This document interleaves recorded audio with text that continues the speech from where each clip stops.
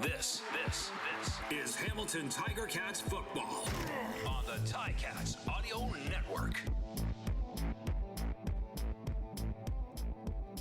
Hello, everyone. RJ Broadhead and Luke Tasker getting set for kickoff at BMO Field in Toronto. The Argos' second home game of the season. They won their first against the Winnipeg Blue Bombers, and that is significant against the defending Grey Cup champions, and it's the only loss that the Blue Bombers have suffered this year. Bombers are 4-1, so that's a big win for Toronto. They lost to the Hamilton Tiger Cats on Labor Day here in, of course, the home of the Tiger Cats, Tim Hortons Field, and now they head down the QEW to play the Argonauts at BMO Field. 2 straight wins for the Hamilton Tiger Cats, and we're starting to see the Tiger Cats we thought we would see early on after those first 2 games. They've righted a lot of wrongs, Luke. Yep, they sure did. Labor Day really looked like their cleanest football game all around. All 3 sides of the ball had some great plays and took a part in getting a win, and a needed win for the Ticats on Monday. That's this Monday, 3 days ago. That was crazy. I love it. Yeah, we were right here not long ago. As a player, you get this unique CFL short week. It's like the 5th quarter is about to start. You know, you get over your bumps and bruises, but mentally, you know, you can just get right back into it now. You know, you can just line up again, and when this first play starts, it really does. It feels like a continuation of what had just happened earlier this week, and hopefully there's that same cohesiveness on all 3 sides of the ball from the Ticats. Though experience tells it's not going to be the same game. It never plays out that way. The Argos are going to do some things better that they struggled with, and particularly I'm sure that the Toronto Argonauts team meeting, I think there was some talk about some of the unnecessary penalties, I would imagine. Yeah, they were pretty fired up, a little on the feisty side for sure for that Labor Day Classic. Took some penalties. It cost them not a lot of time to change too much. I know Ryan Dinwiddie of the Argonauts said he had 2 game plans going into last week, and he just didn't feel comfortable putting a whole new game plan in for really 1 full day of practice. So there are some changes, though. Lineups, and pretty significant, especially for the Hamilton Tiger Cats without Brandon Banks. So Pappy White comes in. I guess the good news for the Tiger Cats, never good news when you don't have Brandon Banks, but the way they've spread out the wealth to the receivers, it's still difficult for a defense to key on any one of those receivers because they could be the number 1 guy in any given game. Absolutely. In years past, there was probably a few games where a lot of the Tiger Cats offense, it really was Brandon Banks. And I don't like to buy into the idea that has a down year. That I don't believe that. It's unfortunate that he's missing this game for just having been banged up on Monday night. But to me, Brandon Banks is ready to make that play that's going to break the game open at any moment he's on the field. The game is complex, and this year it's happened that Dane Evans, Jeremiah Mazzoli have spread the ball around. There's been a lot of different guys involved. And last week you see Tim White and David Unger score touchdowns. Yes. I mean, that was just awesome. And on Labor Day, for young guys to get involved in that, and so, yes, hurts to have a guy like Brandon Banks out all the time, but the offense has sort of got a lot of weapons right now, and I expect tonight we're going to see a variety of body types and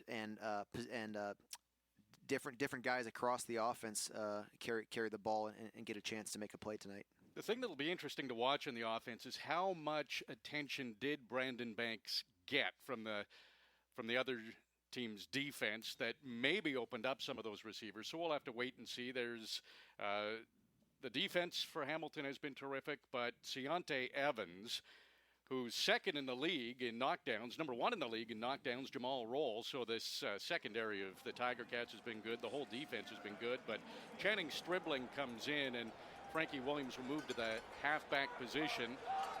Do you think that'll make much of an impact on the Tiger Cats defense? Stribling did look pretty good in the first 2 games. I think the best defenses pride themselves on those guys, on your playmakers in the defensive secondary, being able to exchange places sometimes. And a guy like Frankie Williams, he's not one of these first-year players. He's been around the league. He's played different spots. I think he's he's a guy who Mark Washington can have some confidence putting into different roles back there. And Channing Stribling, like you said, is not, he's seen the field already as well. To be honest, what I'm expecting tonight from the Hamilton defensive secondary is exactly what we saw on Monday. And it was, I think I'll use the word domination.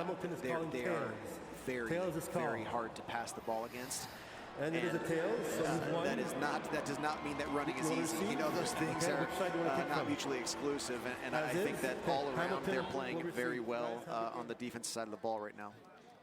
Argonauts have some changes as well. They'll get Ricky Collins Jr., their top receiver, back, but Daniel Braverman is out. He was returning all the kicks for the Argonauts on Monday, and according to the depth chart for the Argonauts, there's no one listed as their kick returner. So we'll have to wait and see who's going to take that role for the Argonauts, but they will have a rookie center in Peter Nicastro out of Calgary, so University of Calgary. So both the centers in this game are former Calgary Dinos. But Peter Nicastro, that's a tough spot to step into as your first start at center against your arch rival Tiger Cats on a defensive line that's been very, very good lately. Yeah, it's very hard that week of the season when you're prepping against that position group of the opposing team that is probably in the conversation for best in the league, and for a guy to get a start, especially at a crucial role on the field like the center, that's a tough responsibility. It's a great challenge for a young player, and he did get a little bit of that last taste of it in the fourth quarter of the Labor Day Classic. He was able to get a few reps in there. Unfortunately, Blake had left the game with an injury.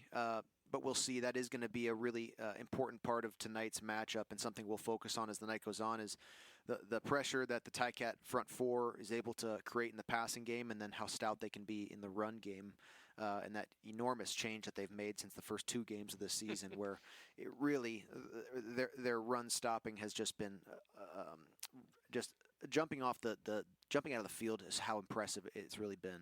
Yeah. The two wins, averaging almost 30 points per game, allowing less than 15 points against per game, haven't turned the ball over in 2 straight games, 7 touchdowns in those 2 games, been in the red zone 5 times, so the offense has been rolling. Tiger Cats have won 2 straight, both against East Division opponents, so those are huge victories. They'd love to make it 3 wins in a row and get above 500 for the first time this year, and of course, Dane Evans will be in at quarterback for the Tiger Cats. He was excellent. 21 of 29, 248 yards, couple of touchdowns. Through his 2 starts, he leads the CFL in quarterback efficiency at 108.1.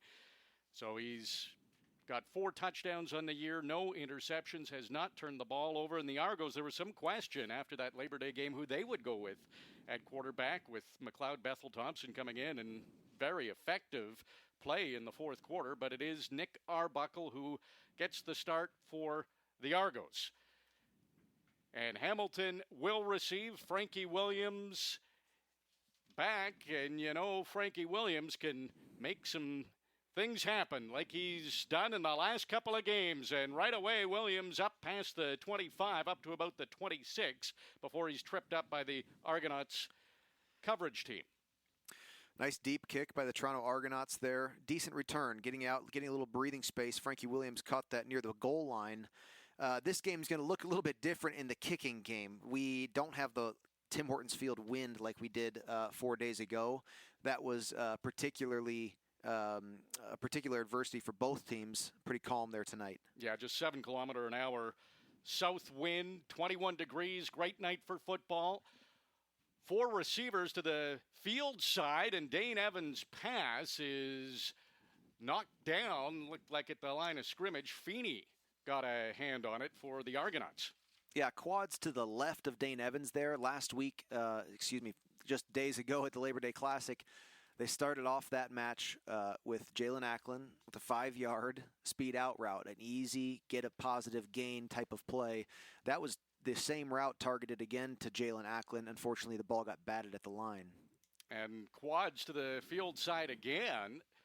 There's the waggle. Snap for Dane Evans. Drops back. 2nd and 10. And it is caught by David Ungerer. And he's pointing like he got the first down. That will be a little bit short by where they've spotted the ball at about the 37-yard line.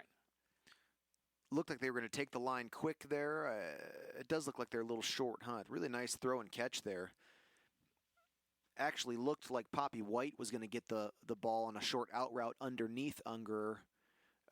Great shot there by Dane Evans, and it is first down. Yeah, they did get it. So Hamilton on their own 37. Dane Evans, another quick pass. This is caught by Stephen Dunbar. He gets a good block, gets up to the 50, maybe to the 51, and Stephen Dunbar Jr. getting into the act early for the Tiger Cats. Very nice. We got the big guys downfield, John Yarbrough, setting up a nice wide receiver screen to the boundary side there, and big number 55 had a beautiful block downfield, and it always looks pretty ugly when a big guy gets downfield, and that time he connected on a nice block, positive yards.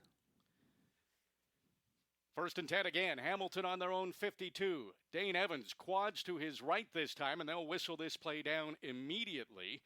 Might have been movement on the Hamilton offensive line. Yeah, there was a couple.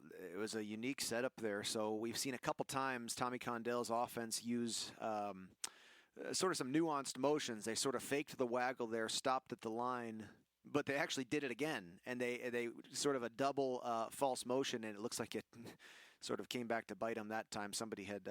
One of the O-line up front jumped a little bit on that second hard count. Tim White rolling to the right to put 4 receivers over to the field side. Dane Evans under pressure, got to the line of scrimmage, and then he's surrounded by the Argonauts, and they bring him down. There was a lot that came in quick. A lot of pressure there. Dane got to the end of his drop back and really had to start running forward in his pocket quickly. Actually, a really nice pass concept had been developing to his right there to the field side. David Ungerer well out to the right, standing all alone, but not really a realistic chance for Dane to see that. Too much going on right there in his face. Eli Harold able to bring Dane Evans down. 2nd and 15. Hamilton on their own 46. The snap to Evans. Again, he's under pressure. Spins away from trouble. Looks deep. Nobody there. Evans still on his feet. He slings it just over the head of Pappy White. He couldn't reach it. It goes incomplete. Dane Evans trying to scramble and make something happen, but could not, and the Tiger Cats are going to have to punt. And that's a bit of a story, too, because Joel Whitford got injured in warm-ups. So Michael Damagala is going to wind up being the punter as well, which he has some experience in his time at Carleton. Averaged about 38.8 yards on nearly 350 punts, so he's not totally foreign to it. But for the 25-year-old rookie, not a lot of notice that he's going to be punting in this game. That's a stressful situation to be in. Exactly. I think that's it. It's about the notice. I mean, a lot of those specialist guys either have done them both in the past, and some of them are really proficient at both, but the short notice before the game, that's got to be hard, and the punting responsibilities are just so crucial in the CFL. So Damagala's punt. Pretty good one to start. Really good. Down inside the 5, and trying to come back with it is Chandler Worthy. He gets it past the 20, maybe up to the 23 or the 24, but that is a good sign for Michael Damagala. 55-yard punt on his first one in the CFL. Back in Toronto, Hamilton failed to score on their opening drive, but the Argonauts are going to have to start from their own 23. Nick Arbuckle is the quarterback, and he's got the regular 5 receivers set, 3 to his left, 2 to his right, and this is what the Argos want to establish. It's the run game. John White will take this over midfield into Hamilton territory. Got it down to about it'll just be past the 40, but it'll be a first down for the Argonauts. Great run. John White was very quiet in the first matchup for the Labor Day Classic. no reason to put a fault on him. It was an impressive defensive show. That was a huge first play for the Argonauts in their second matchup here, trying to change a lot of things around offensively. Tiger Cats expected the run. They're going to see more of it. Here comes White again. This time he's over the 50. So 2 big runs for the Argonauts to establish that running game immediately that they really didn't have at all on Labor Day. Yeah, John White's about 2 for 22 right now in the for his run stats, and 2 plays into their offensive game. Some things are going to have to tighten up here as this drive continues. Almost to midfield now already. Longest run the Argos had on Labor Day was 11 yards. That first rush for John White was 18 yards. So a better start already for the running game, and that makes the Argos dangerous when they can establish that. Arbuckle comes up to the line under center, and he is lassoed by Dylan Wynn. In fact, that would be close to a loss. Certainly wasn't a gain. You can't get to the quarterback any faster than Dylan Wynn did. That was amazing. By the time Arbuckle had the ball tucked away, Dylan Wynn was wrapped around his waist and tackled him for a loss from his knees effectively. Unbelievably aggressive play by Dylan Wynn. They tried to get that quick first down on second down. Now it's the same scenario, 3rd and 1. Toronto on their own 50. Can the Tiger Cats stop them again? Arbuckle under center, finds a seam this time, and he should have enough for the first down. Little breath of fresh air there for a couple plays. That 2 runs in a row, very impressive by John White. And you know, that drive began with a pretty decent return actually from the Toronto Argonauts. Impressive kick from Damagala, but they were able to get it out of what was deep in their own territory there. And a few plays later, they're pushing at the center line here. Nick Arbuckle back in the shotgun. 3 receivers to the boundary side, and that pass is complete to Curly Gittins Jr. He'll take it across midfield, almost to the Hamilton 50. Same looking receiver screen that the Tiger Cats set up on their first drive of the game. Arbuckle got it out really quickly to the boundary side, his right.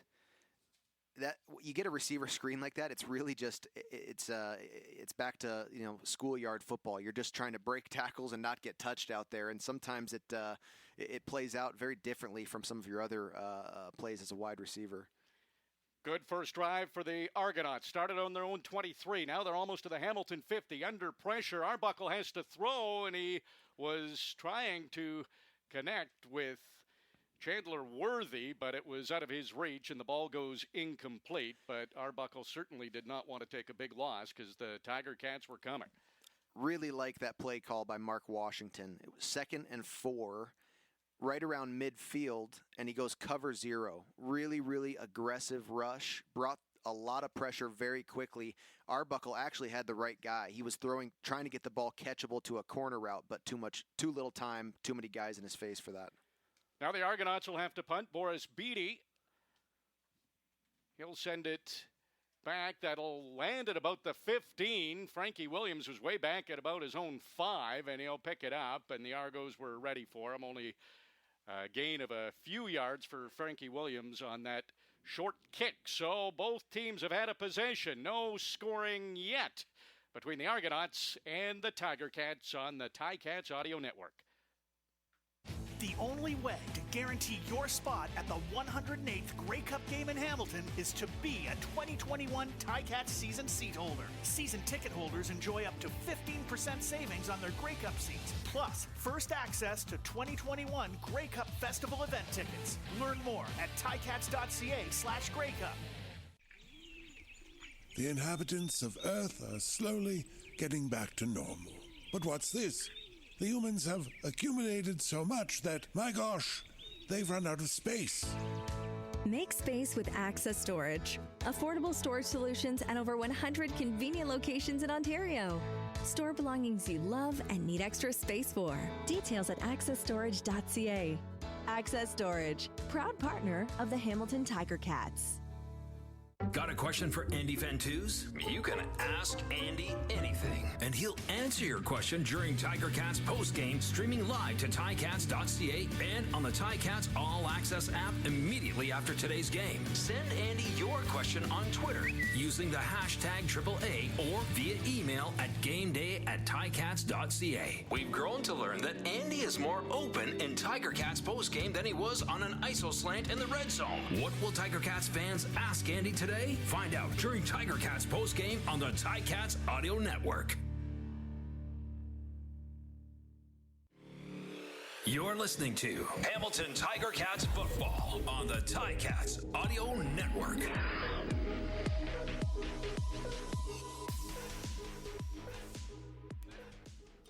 Hamilton about to begin their second possession of the game. Still early first quarter action in Toronto as the Tiger Cats riding high after that Labor Day victory, but it was the Argos who had a little more effectiveness moving the ball, especially with their run game. Still had to punt, so no scoring yet.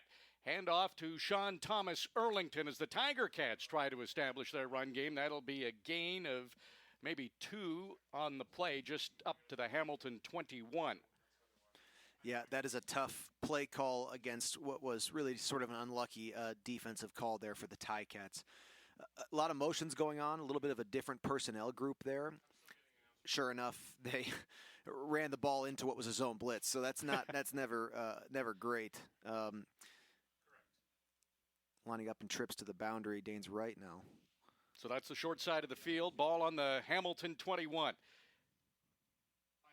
Evans back to pass. He's going deep, looking for Stephen Dunbar Jr., and it was out of his reach. It goes incomplete, but it was pretty good coverage there by the Argonauts, and Evans looks like he's flinching that hand, maybe wound up hitting a helmet after he threw or something, but that's not good news. Yeah, and taking a shot there, that was going to Dunbar Jr. way down the field. Really a true 50-50 shot here. Was not going to be an easy catch, and actually almost was an interception.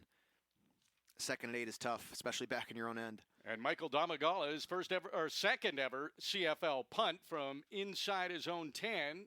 It'll be caught at the Argos 50, and just getting across midfield is Chandler Worthy. So the Argos are going to be in good field position for their second possession of this game. Nick Arbuckle and the Argos offense coming on the field. No scoring in Toronto.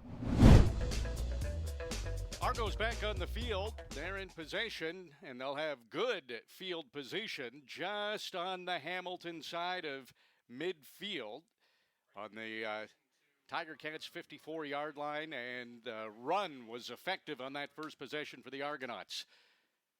Nick Arbuckle takes a look to his right, trips to the field side. It's another handoff. John White tried to cut to his left, and the Tiger Cats, Ted Laurent was in on that tackle, but another positive gain on the run for the Argos. Wow, yeah, not what we saw on Monday. Very, very different run game approach here.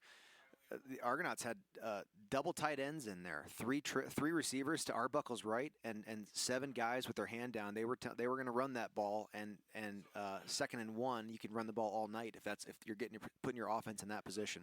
Now on the Hamilton 46, 2nd and short here for the Argos. Another handoff, and John White breaks through and gets more than the 2 yards he needed. He's in across the Hamilton 40, so plenty for the first down, and another good run for John White. One thing I notice about their handoffs right now, they have a real efficient exchange. John White hits the line of scrimmage with the ball in his hand really right after what seems the snap of the ball. They're not taking up time in the backfield. Those blockers are pushing people out of the way, and John White's downfield very quickly. I don't think we're going to see the end of this run attack anytime soon. Argos are now on the Hamilton 38, getting close, if not already in field goal range. 3 receivers waggling to the right. The pass goes to Declan Cross, and he'll use those 218 pounds to muscle his way close to another first down. Argos set up that exact same formation they had 2 plays ago. 3 receivers to the right with 7 guys on the line of scrimmage, so double tight end set. Declan Cross had his hand down tight to the right side of that offensive line and was really all alone in the flat as he caught that ball. Nice combination of run and then a little play action off of the run set. Declan Cross, the former star at McMaster.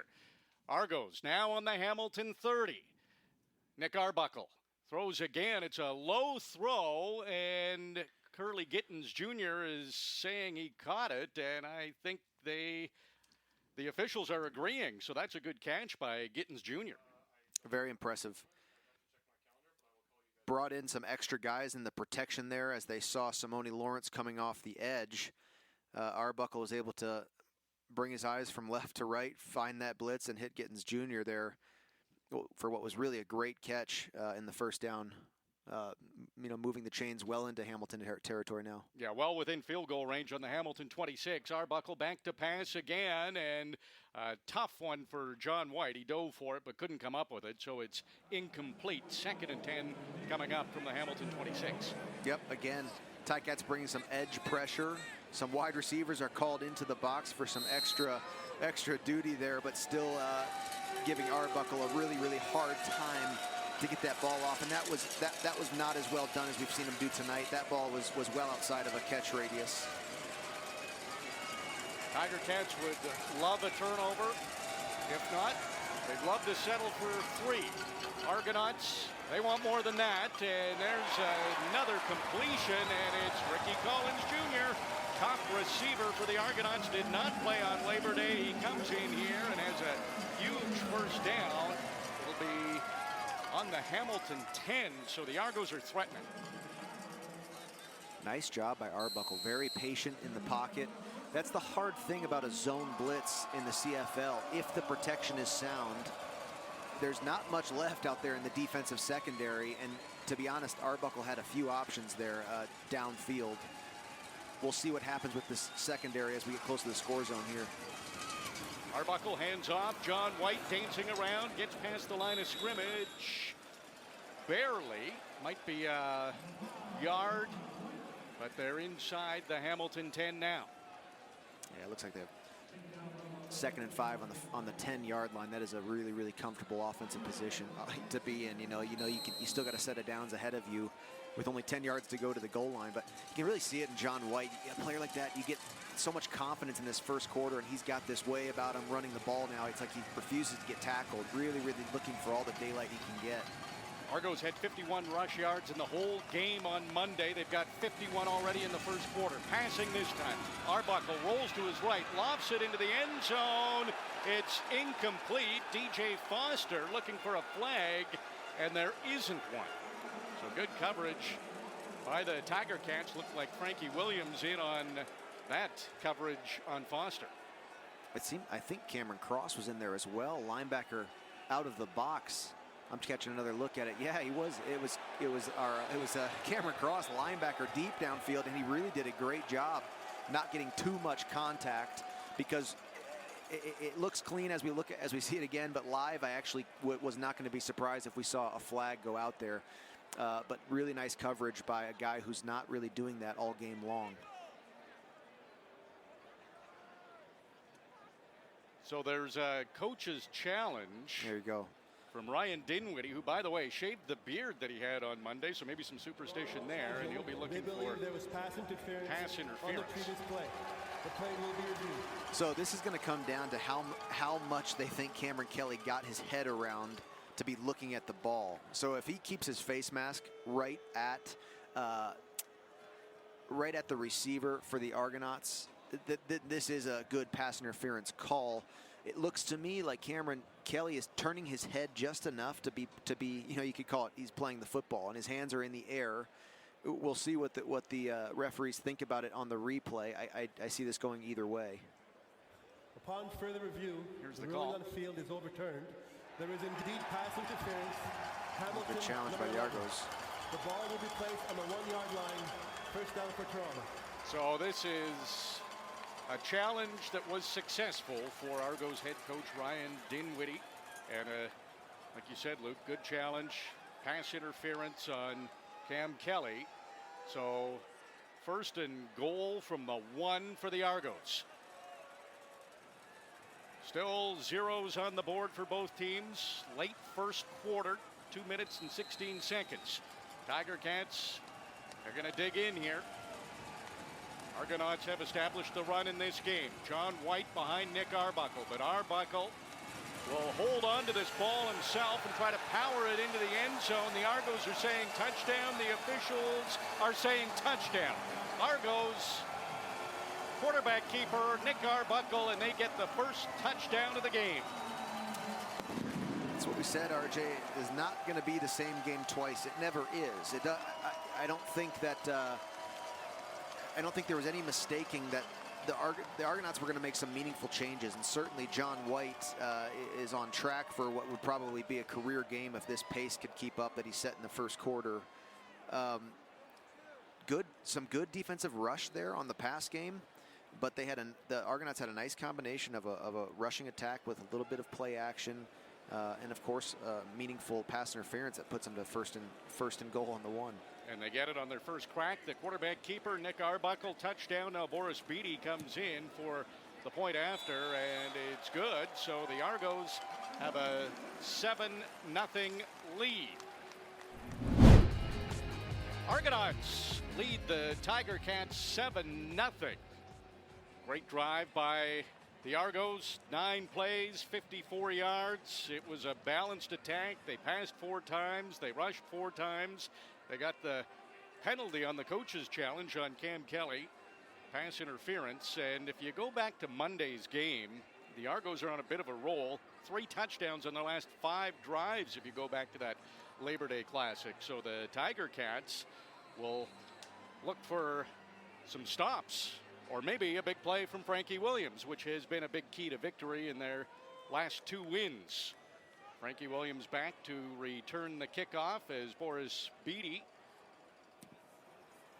kicks it, and the ball is in the hands of Frankie Williams, and he'll get it up past the 25 to the 26, maybe the 27, but the Argos celebrating on a big special teams tackle. No doubt that was part of their focus in their couple of days of practice coming into this game. Yeah, you know, and you can see it on both sides of the kicking game. They've actually had a couple really effective returns the Argos have. Not huge by any means, but they've broken through that first layer of coverage guys, which they did not do one night in Labor Day, or one return in Labor Day, excuse me. Ticats start here in their 26. Reasonable return by Frankie there. Dane Evans, 4 receivers to the field side, and he rips a pass into Jalen Ackland, who will work his way to about the 39. Should be enough for the first down. Good play. That is the CFL Oscar route right there, the Andy Fantuz special. That's what they tried to start the game with. Jalen Ackland went right back to it there for a nice gain. Quickly back, ready to go, and another quick throw. Pappy White.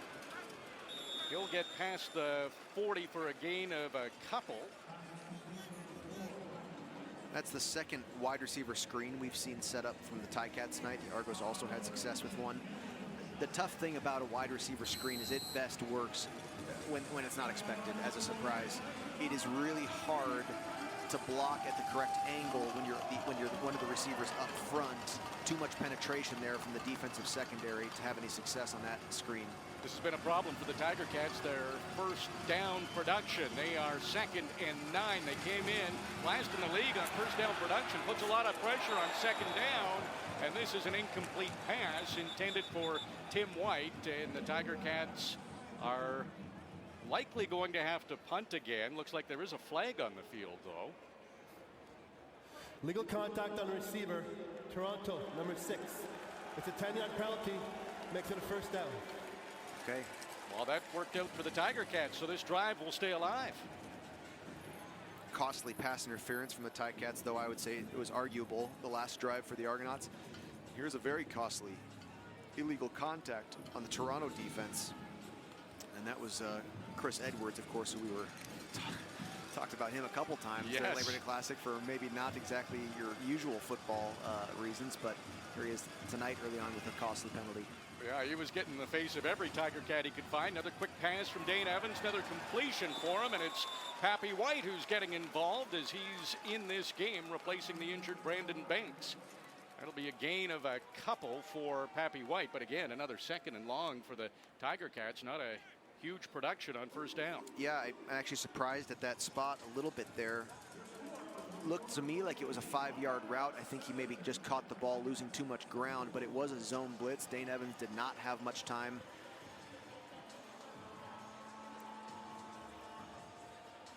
So it is the end of the quarter, and the Argonauts lead the Tiger Cats 7-0, but the Tiger Cats are marching the ball. More on this Tiger Cats possession when the second quarter begins, when we come back across the Ticats Audio Network. Second quarter, Dane Evans back to pass through the middle. It's intercepted by Enoch Mwamba. Oh, what a play by the Argos linebacker to start this second quarter, and a disaster for the Tiger Cats. Dane Evans' first interception thrown this year. Very costly. He started to get a little impatient, felt the rush, and threw that off of his back leg. He knew it immediately, too. So now the Argos fresh off a touchdown. Arbuckle, quick throw, that is complete, and it's Chandler Worthy trying to muscle his way for a few extra yards, and the Tiger Cats are able to bring him down just shy of midfield. The Argonauts just have a better pace right now, a better tempo. They get that turnover and very quickly just get a positive play. They get a quick 5-yard out route to the boundary side, very short throw for the quarterback, and then they're able to break a bunch of tackles and move the ball a little further than expected. They've got a really good tempo going with their entire team right now. Toronto on their own 52 from the left hash. Arbuckle under pressure, leaves the pocket, short pass. Tavares Daniels. He stiff arms Frankie Williams, breaks another tackle. He's inside the Hamilton 40, and the Argos continue to roll.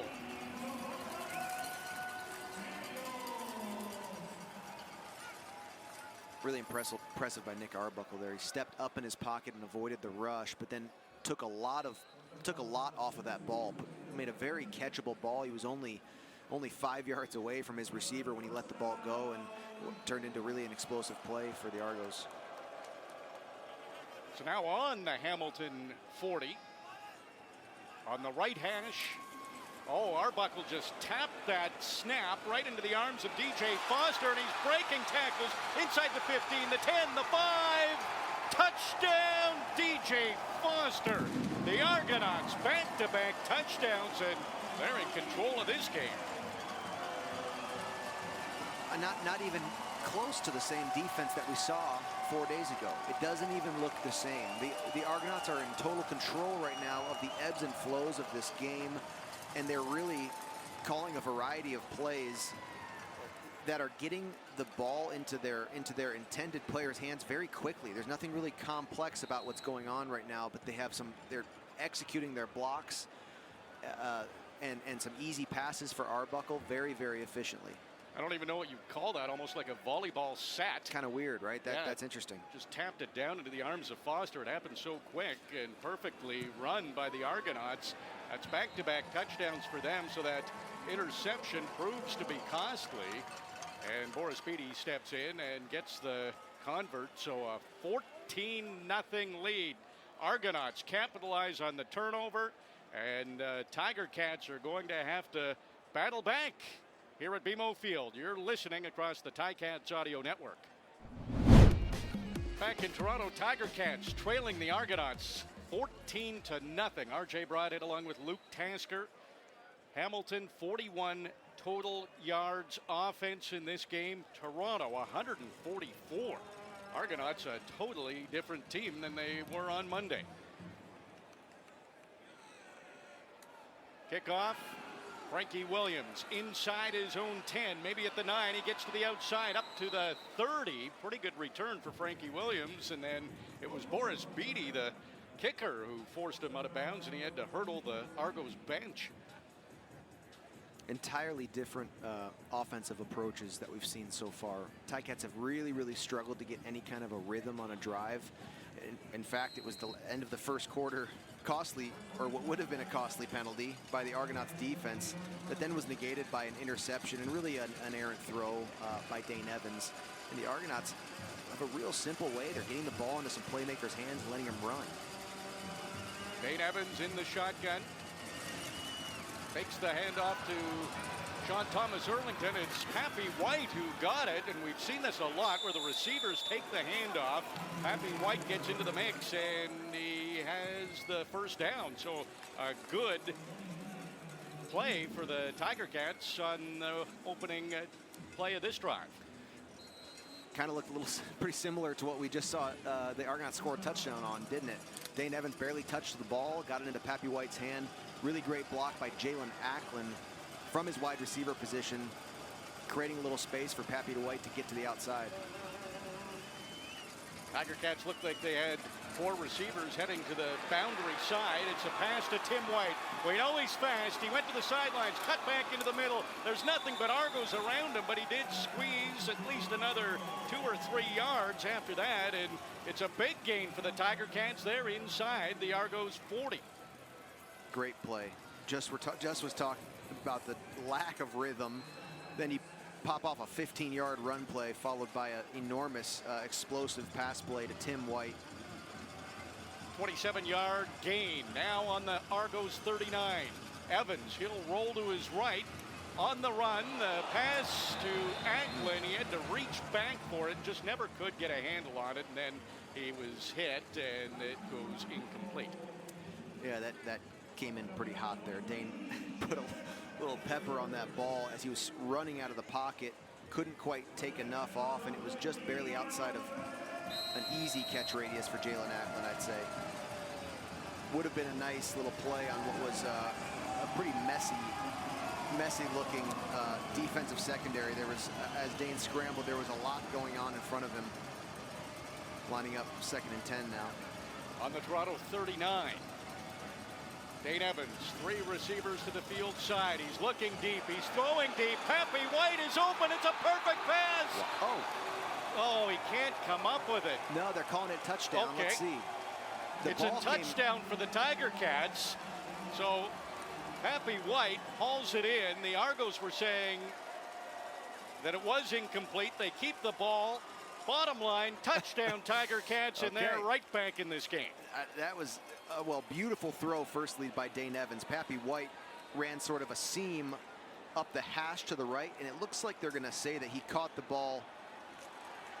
That's easily a catch. Yeah, took a couple steps into the end zone there, and then got the ball hacked out, but it had clearly been caught at that time.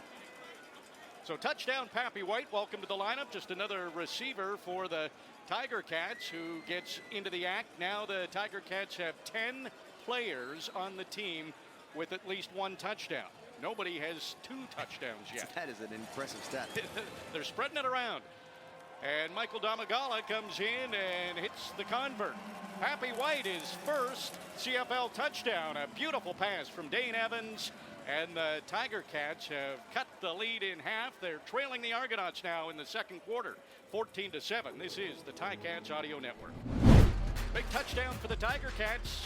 Pappy White is first in the CFL, and that brings the Tiger Cats within a touchdown of the Argos, who jumped out to a 14-0 lead. Now in the second quarter, it's 14-7. RJ Broadhead, Luke Tasker. An interesting game. It looked like the Argos could do no wrong, and finally Dane Evans, after throwing an interception, makes a very nice bounce back with a touchdown drive. There's Worthy picking up the kickoff, and he'll run into Newton at about the Argos 30. Okay, it's a great way to answer back there by the Ticats after the quick strike by the Argos. Dane, just a beautiful drive. Really nice little 4-play drive. 3 huge gains, and it kind of changed the feel of this game. All within those 3 plays, everything sort of feels right again right now for the Ticats. Defense will have to come up big. Argos have scored touchdowns on their last 2 drives. Arbuckle. The waggle to his left, but he's looking right the whole time. It's a completion to Curly Gittins Jr., who will be close to the 40 and close to a first down. Ticats showed the blitz there, dropped 3 guys off of the line of scrimmage. So, in fact, they only brought 3 into the rush. But sometimes that's for a quick pass play. Sometimes it's not all that effective. You know, those guys can't drop off out the line of scrimmage into a meaningful place in the coverage very quick. Fairly easy throw out to Arbuckle's right for a nice 8-yard gain. 2nd and 2, Toronto on their own 39. Arbuckle hands off, and DJ Foster needed to get to the 41, and that's where the ball's sitting now. So we'll have to see where this spot is, but he is very close to that first down. I love seeing Tunde Adeleke come up and make that first contact in the backfield there, and from the free safety spot. And he came up into the formation, but once he recognizes where a play is going, and this is what the best safeties do. Once they can either scan and scan and scan, and once the play declares itself, Tunde Adeleke can take the space out in no time at all. I mean, he really takes the air out and gets to the ball fast. Impressive tackle there. Argos have 3rd and 1 here. From their own 40, Arbuckle's going to keep again, and his forward momentum will get him plenty for the first down.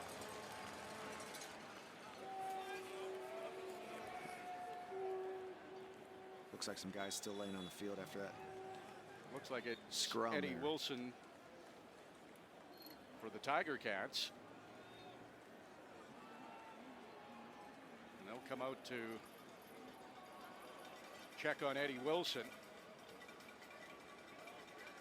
Argonauts will be 1st and 10 from their own 43 when play resumes. They scored in back-to-back drives. In fact, the last 3 drives of this football game have been 2 touchdowns, 1 interception, and the Argos ended that first quarter with a touchdown. So they're trying to make it 3 possessions in a row where they score. Gone away a little bit from that really impressive run attack that we saw in the first quarter, but with some success. I mean, they've been moving the ball down the field through the air and on the ground as well. We're moving into that field position range that we saw Hamilton go to cover 0 at this time in a drive early on and end the Argos drive. Looks like they're still getting things off the field here. Back in Toronto, Argos drive continuing. Arbuckle play action, and then he completes a pass to Ricky Collins Jr. Not much there as he's knocked out of bounds. Simone Lawrence doing the muscle flex, the bicep flex, and maybe a gain of 1 for Collins Jr. Yeah, nice play there. Simone Lawrence and Carol Brooks were both really taking the space out very quickly. There was nowhere to go there. The 1 yard was as much as what was going to happen there for the Argos. And again, though, Arbuckle's just kept getting the snap and getting the ball out of his hands, getting his guys a chance to make a play quickly. Toronto on their own 44. It is 2nd and 9. Arbuckle back to pass. Got an open receiver. It's complete, and it's Eric Rogers, who had 2 touchdowns against the Tiger Cats on Labor Day. He's been the favorite 2nd down target for Argos quarterbacks and comes up big with a first down here. Nice little dig and escape there by Rogers. Arbuckle, clean drop, made a scan all the way from the left side of the field back to the right and found that on time for Rogers. Really nice offensive play there. Quads to the field side for the Argos. Waggle to the line by the receivers. Snap comes to Arbuckle. Another quick throw and another completion. This time to the running back DJ Foster, who's inside the Hamilton 40 up to the 38. Probably broke into field goal range there with that play. Argo's ready to go again. Arbuckle calling the play, waves his arms, gets the snap. Another pass, another completion. Jamal Roll forces Tavares Daniels out of bounds, but it looks like another gain of 5 or 6. You can feel the sort of momentum moving with Toronto right now, and they are doing a great job with their tempo here. And now they're going no huddle, actually, taking the line right away, keeping this thing moving. Yeah, they've been playing fast on this possession, and it's working. Arbuckle back to pass again, took one step, a low pass, and a good catch. Ricky Collins Jr. hauls it in at the 26-yard line of the Tiger Cats. 10th straight completion for Arbuckle. Another first down. Again, that's interesting, that 10 straight completions. A lot of these are 3-step and quick out of his hand. We've seen a few true drop back passes, but they're really making this easy on themselves. They're just taking what they can get 5 yards at a time. So another 1st and 10 on the Hamilton 26. Another quick pass and another open receiver. It's Foster who gets some yards after the catch too, and he should have enough for another first down for the Argos, who are just outside the Hamilton 15 now at the 16. Arbuckle's not waiting for a blitz to take what he can get in the passing game, and that makes it difficult. The Ticats did bring the blitz there, but Arbuckle's already seeing it very fast. So as they take a little bit, they take a guy out of the secondary and bring him on the rush. It really has to happen very fast to be effective, and if not, really opens up the passing game even more. Play action this time for Arbuckle. Another pass, and he had a receiver. Tavares Daniels had a step on Jamal Roll, but it was overthrown and goes incomplete. Just the 3rd incompletion of the game for Arbuckle, who's 14 for 17 tonight. And that was a very important incompletion. 2nd and 10 now on the 16-yard line. Really, really difficult drive for the Ticats defense there. It's tiring to do that and to get chipped away at. If they can make this stop on 2nd down and force the field goal, a little bit of a win there at the end of the drive for them. Empty backfield, Arbuckle is passing. Looking end zone, and Frankie Williams tipped it, and Tunde Adeleke intercepts it. What a huge play by the Hamilton defense. Adeleke has the interception, and what looked like sure points for the Argonauts is negated thanks to the Hamilton defense, who gets a crucial turnover. So I said hold them to a field goal, and that would be great. This is a little bit better. I mean, Frankie Williams is always making a play at a time where it's most crucial for the team. He just kept 3 points off the board. I say Frankie, it was a really great job keeping your energy in the play by Adeleke as well to actually make the interception. It was Frankie Williams in coverage who batted the ball down, but that defensive secondary for the Ticats, it continues to be a huge part of their success as a team.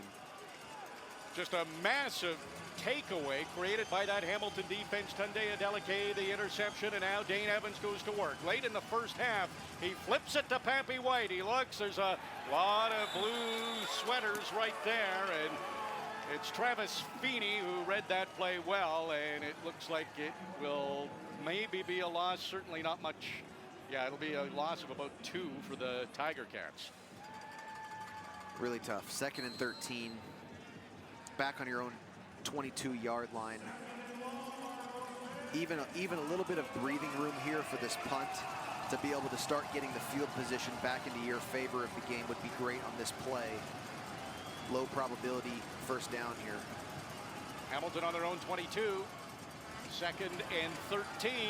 Dane Evans under pressure, got away from a couple of Argos and completes a pass to Sean Thomas Erlington. It won't be enough for a first down, but it is a little bit better field position, as you mentioned, Luke, for Michael Damagala, who's going to have to come in and punt this ball, but there is a flag. Contact on the receiver, Toronto, number 6.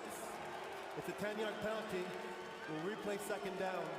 It's a 3-minute warning. That is the same penalty that Edwards took for the Toronto earlier this game, and at another costly time in the drive as well for them.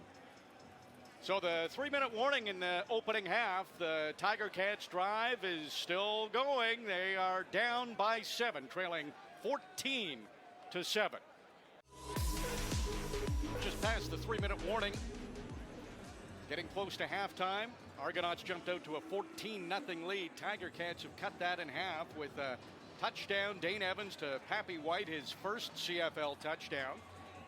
And now the Tiger Cats are going to try to keep this drive going. It looked like they had been stopped, would have to punt. There was a penalty on the Argos. So now it's 2nd and 3. Hamilton on their own 32. A quick pass. It's caught by Sean Thomas Erlington. Gets up to the 40, past the 40, up to maybe the 43 or 44. And that is a big first down for Hamilton, who, again, that penalty to the Argos proves costly. Hamilton keeps things going. You're right, huge penalty, and it's been unfortunately for the Argos, it's Chris Edwards committed both of those. Of course, the first error there ended in a turnover by the Ticats, but that huge penalty keeps this drive alive. Sean Thomas Erlington getting involved there 2 plays in a row in the pass game, though. Yes. The Ticats have passed the ball 15 times tonight with 1 rushing attempt. Now they've had the receiver end arounds, right? It's almost like an addition to your run game, but only 1 true run attempt so far this game. It's interesting. You say that, they have 10 guys have scored a touchdown this year. You see some of these young players, different guys scoring. The Ticats have to keep that as part of their offensive identification this year, that they are spreading the ball around. They're not focused on one guy. Of course, you have Speedy B down tonight, but they've got to keep that approach alive where a lot of guys get the ball a lot of different ways. Speedy B out, Poppy White in for him, and he's the leading receiver. It has the Tiger Cats' only touchdown. 1st and 10, Hamilton on their own 43. Loading up the boundary side, some time for Evans. He spots the open receiver. It's Jalen Anklin who works his way up to the 50, and it'll be a couple of yards short of the first down, but better first down gain for the Tiger Cats. I really like that play call. They had trips to the boundary side. Dane Evans right. Nico Kalinic and Erlington also motioned that way to make 5 receivers squeezed in there. Ackland squirted out the other side of the field for the reception. Evans hands off to Sean Thomas Erlington, who will get the first down. He's taken down at midfield, but that is enough to move the sticks. Nice. There's a nice second run of the night for a 5-yard gain and a first down. Erlington got his shoe ripped off there. Has to go retape on the sidelines real quick. Nothing was going to stop him, even with 1 shoe. Had to get that first down. Tiger Cats, they dug a real hole in this game. They were down 14-0. It's now 14-7. Minute 40 to go in the half. 1st and 10. Tiger Cats right at midfield. Evans dropping back to pass again. Looking deep again. He was intended for Stephen Dunbar Jr. Very nearly picked off by the linebacker Cameron Judge. Fortunately for the Tiger Cats, it falls incomplete. I can see where Dane was going there down the field. It looked like Judge had his eyes turned away, like he wasn't going to be able to make a play on that. But really, really athletic movement. As we get another look at it, Dunbar had a chance at it as well. Went right through the hands of Judge and hit Dunbar right in the numbers, but that would have slowed it down, threw Dunbar off just enough. Dane Evans back to pass again. Runs to the line of scrimmage, a short pass to Tim White, and he's in a battle with Judge just for an extra yard or 2, and it will be short of the first down. 47-yard line. It'll be 2nd and 3. Yeah. The punt team comes out. Damagala comes out to handle his second job for this evening. He's done a pretty good job actually with it so far. One of the errors you see sometimes when a punter gets replaced is the hang time really lags and the returners get a great chance. I think Damagala's done a reasonable job of his punting responsibilities so far. If you're just tuning in, Joel Whitford got hurt in warm-ups, so Michael Damagala is doing double duty. Hasn't had a field goal opportunity, 3rd time punting and trying to hem the Argos deep, and that's a pretty decent kick. Let's see where they're going to say it finally went out of bounds. official just keeps on going, and it's at about the 22, but there is a flag. Yeah, they're going to get him for illegal punt out of bounds. Looked from our view like he snuck it inside of the 20-yard line. I guess not. It is Legal hard. Punt out of bounds. Hamilton, number 19. It's a 10-yard penalty from where the ball went out of bounds. It's going to be first down. You can see Coach Orlando Steinauer. You know, that's some adversity you didn't expect to face when you got on the bus to Toronto. You know some things are going to happen in the game, but your punter getting hurt in warm-ups is not part of the normal football adversity. But that's the whole beauty of the game. Every game there's something funny happens, and you have to account for something and overcome some challenge. And tough to handle that double responsibility by Domagala, who certainly wasn't expecting that. Argos with a minute to go in the half. Arbuckle, pump fake, now throwing deep.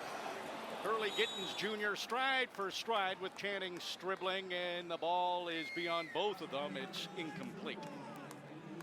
Argos set up quads left to the boundary of Arbuckle, and that left Gittins Jr. all alone to the wide side of the field, and he ran a double move. It looked to me like a hitch and pump, 8 yards, and he double move downfield. It really didn't do too much. The Ticats defensive secondary was right there, though Arbuckle took a shot at it. You never know. You can never defend the perfectly thrown ball, Joe Montana said. So apparently that wasn't it, but good attempt. 2nd and 10. Pass out to the right to Collins Jr. and boy, he's one of the leaders. Came in 3rd in the league in yards after the catch. It looked like there wasn't going to be much there, and he wound up getting pretty close to the first down. That was interesting, wasn't it? It really looked like that might have been stopped at the line of scrimmage. Gittins Jr.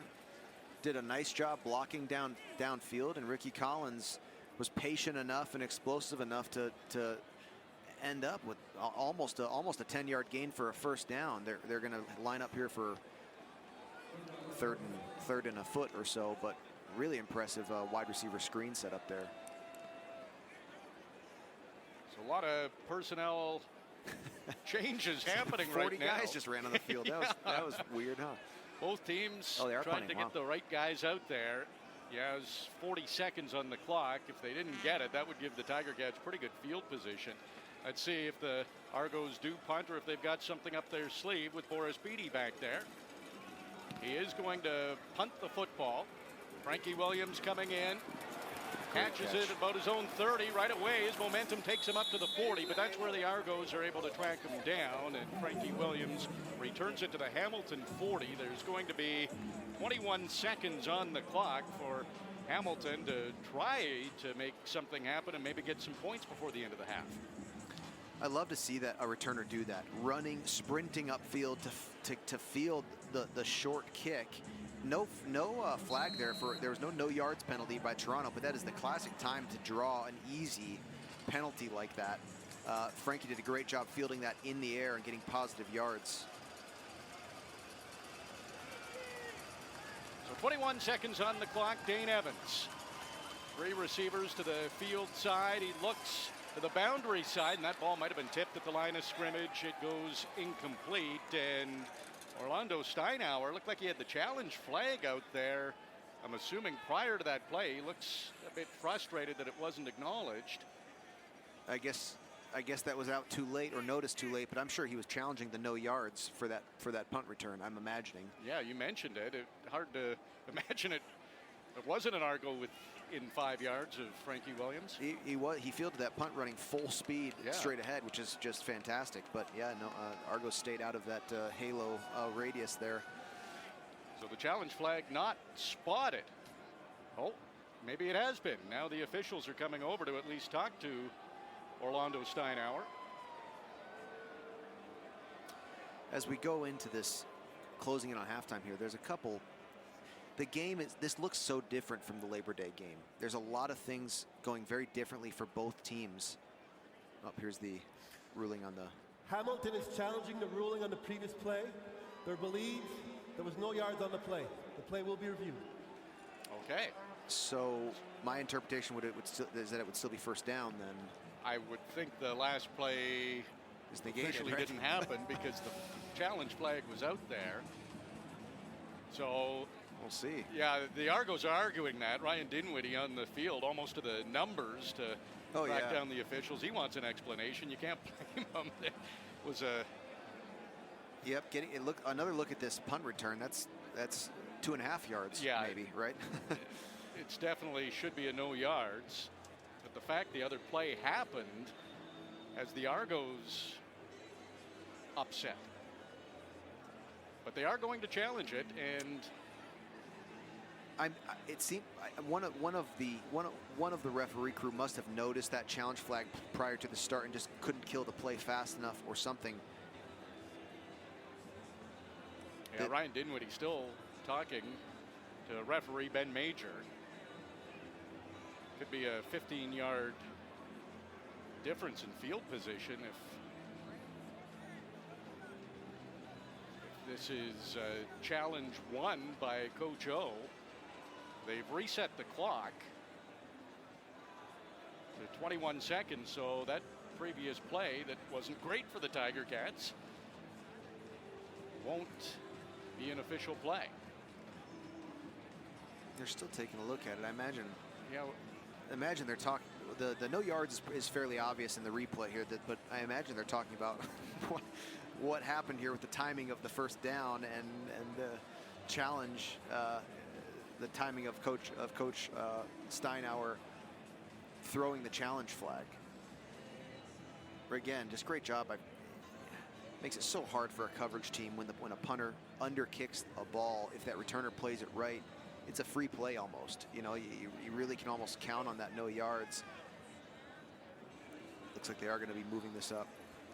Okay, first of all, the challenge flag came out before the previous play. Okay. That's why this play is reviewable. Second of all, we do have no yards against Toronto, number 6. It's a 15-yard penalty, and it's going to be first down for Hamilton. Well, let's mark that one. Orlando Steinauer had a great challenge won on Labor Day. Here he wins another challenge. This gives the Tiger Cats much better field position. However, not a lot of time to work.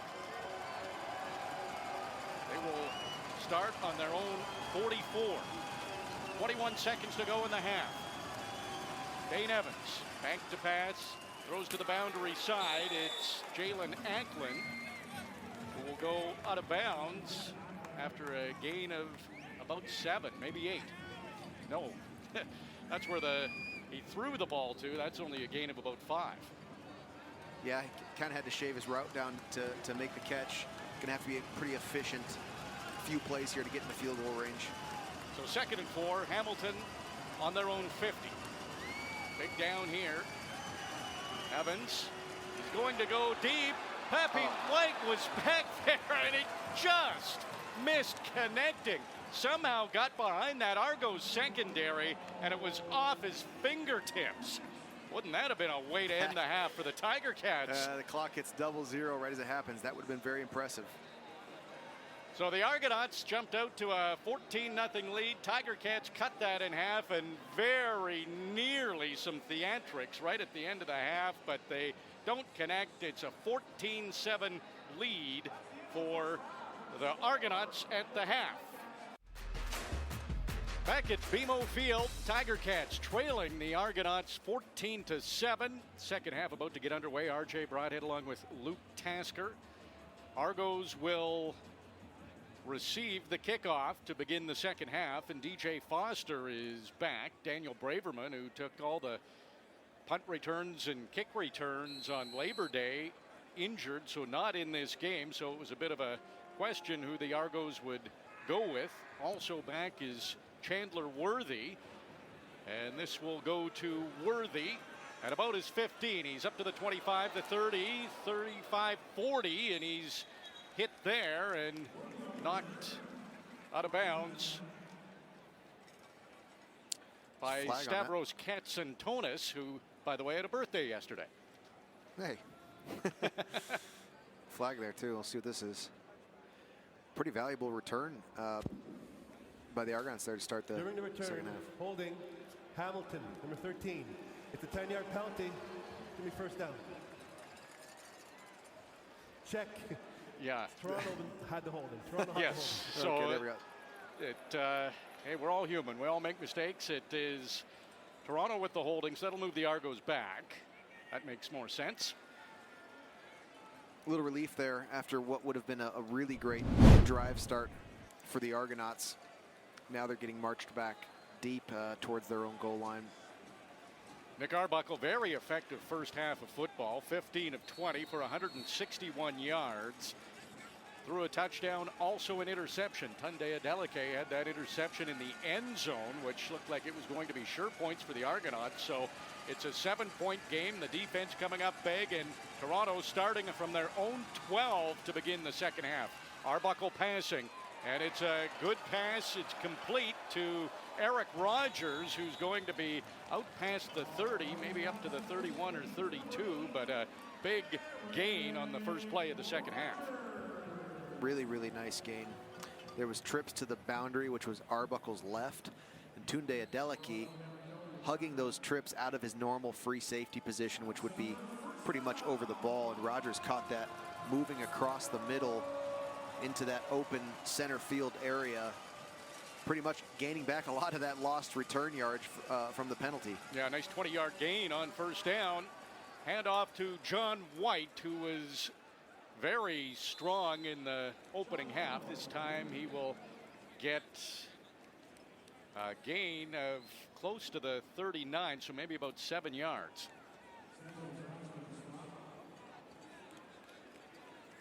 Toronto's done a much better job of establishing some rhythm and some stringing some positive plays together, which they really struggled with for 3.5 quarters of the Labor Day matchup. Arbuckle really easily finding his guy on as they move downfield. Here's another handoff to John White. Frankie Williams up near the line, but John White was showing some power, and he muscled his way for a first down up near the 45. He's really having an unbelievable game. We've seen him sneak through some small gaps a couple times. That play right there, Hamilton had 6 guys in the box involved in this run play here, but he really kind of pounded through for what looked to me like 3 or 4 yards you didn't expect him to get. He's really been a huge part of the rhythm they've had tonight. Toronto dominating the run game. John White 7 carries, 60 yards. Hamilton only 7 yards on the ground in this game. A quick pitch to Ricky Collins Jr. and he got almost to the 50, and that's where the Tiger Cats gang up to stop him. And Collins Jr. is limping, and he might go down here right near the sideline. He didn't play on Labor Day. He was the Argonauts' leading receiver. Just like Hamilton's been doing, you see them getting the ball to like you said, their leading receiver, a big playmaker, a difference maker in the games that they've won this year, and getting him the ball in some creative ways. And that time they put him on an end around back towards their sidelines to the left of their offense as they were going, and he did a really good job of being patient. Actually didn't look like he was really gaining ground there, and sure enough, it's 2nd and 5. You know, he took every last bit he could get on that run around the end. So Argos will be on their own 49. They'll have to get close to midfield to get this first down. It's 2nd and 5. Opening drive of the second half. Argonauts lead the Tiger Cats 14-7.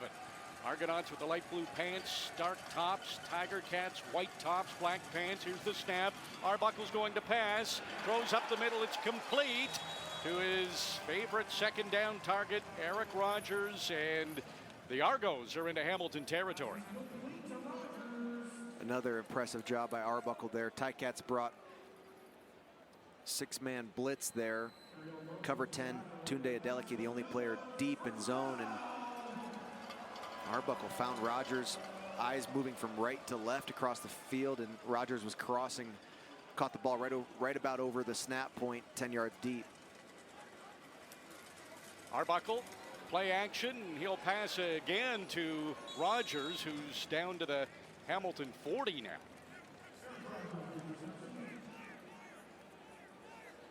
Love to see the Ticats throw that cover 0 in here soon, right again. They stopped a drive earlier in the game doing that. They're taking the line quick here.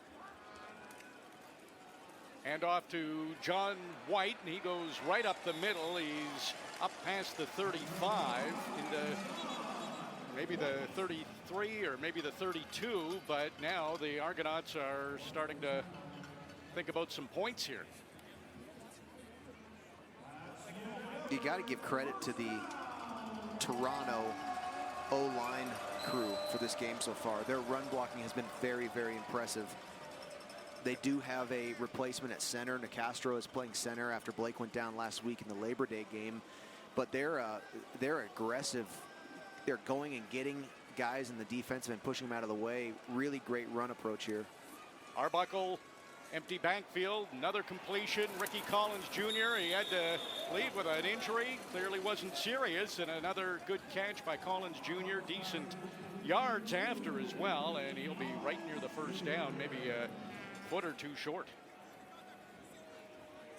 It's frustrating for the Hamilton defense. This drive, they've loaded up the box on most of these snaps here. Hamilton had 6 guys up close to the line of scrimmage. Again, Tunde Adeleke, free safety back deep, and other than that, they're man up, trying to be really aggressive in this front, but Arbuckle, when he's not handing off for a 5-yard gain, he's finding the one guy open to the flats there. Last time, Ricky Collins Jr. Impressive approach. Arbuckle under center. He's going to hold, and he delays, and he should have enough for the first down. Arbuckle with a hold that time. He's 17 for his last 20 passing.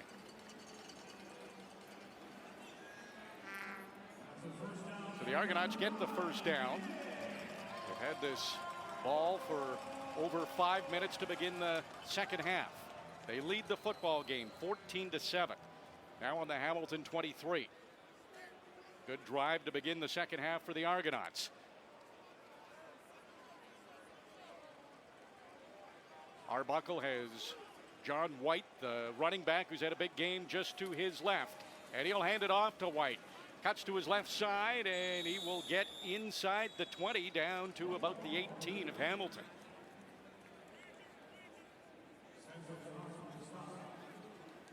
Well into field goal range here. Hamilton was able to snuff a sure point drive with an interception earlier in this game that kept this close to a 1-score game. It would be I'd love to see Frankie Williams do it again. Frankie Williams in on the coverage. Tunde Adeleke had the interception, and Arbuckle was about to call for the snap, but the Argos have called a timeout.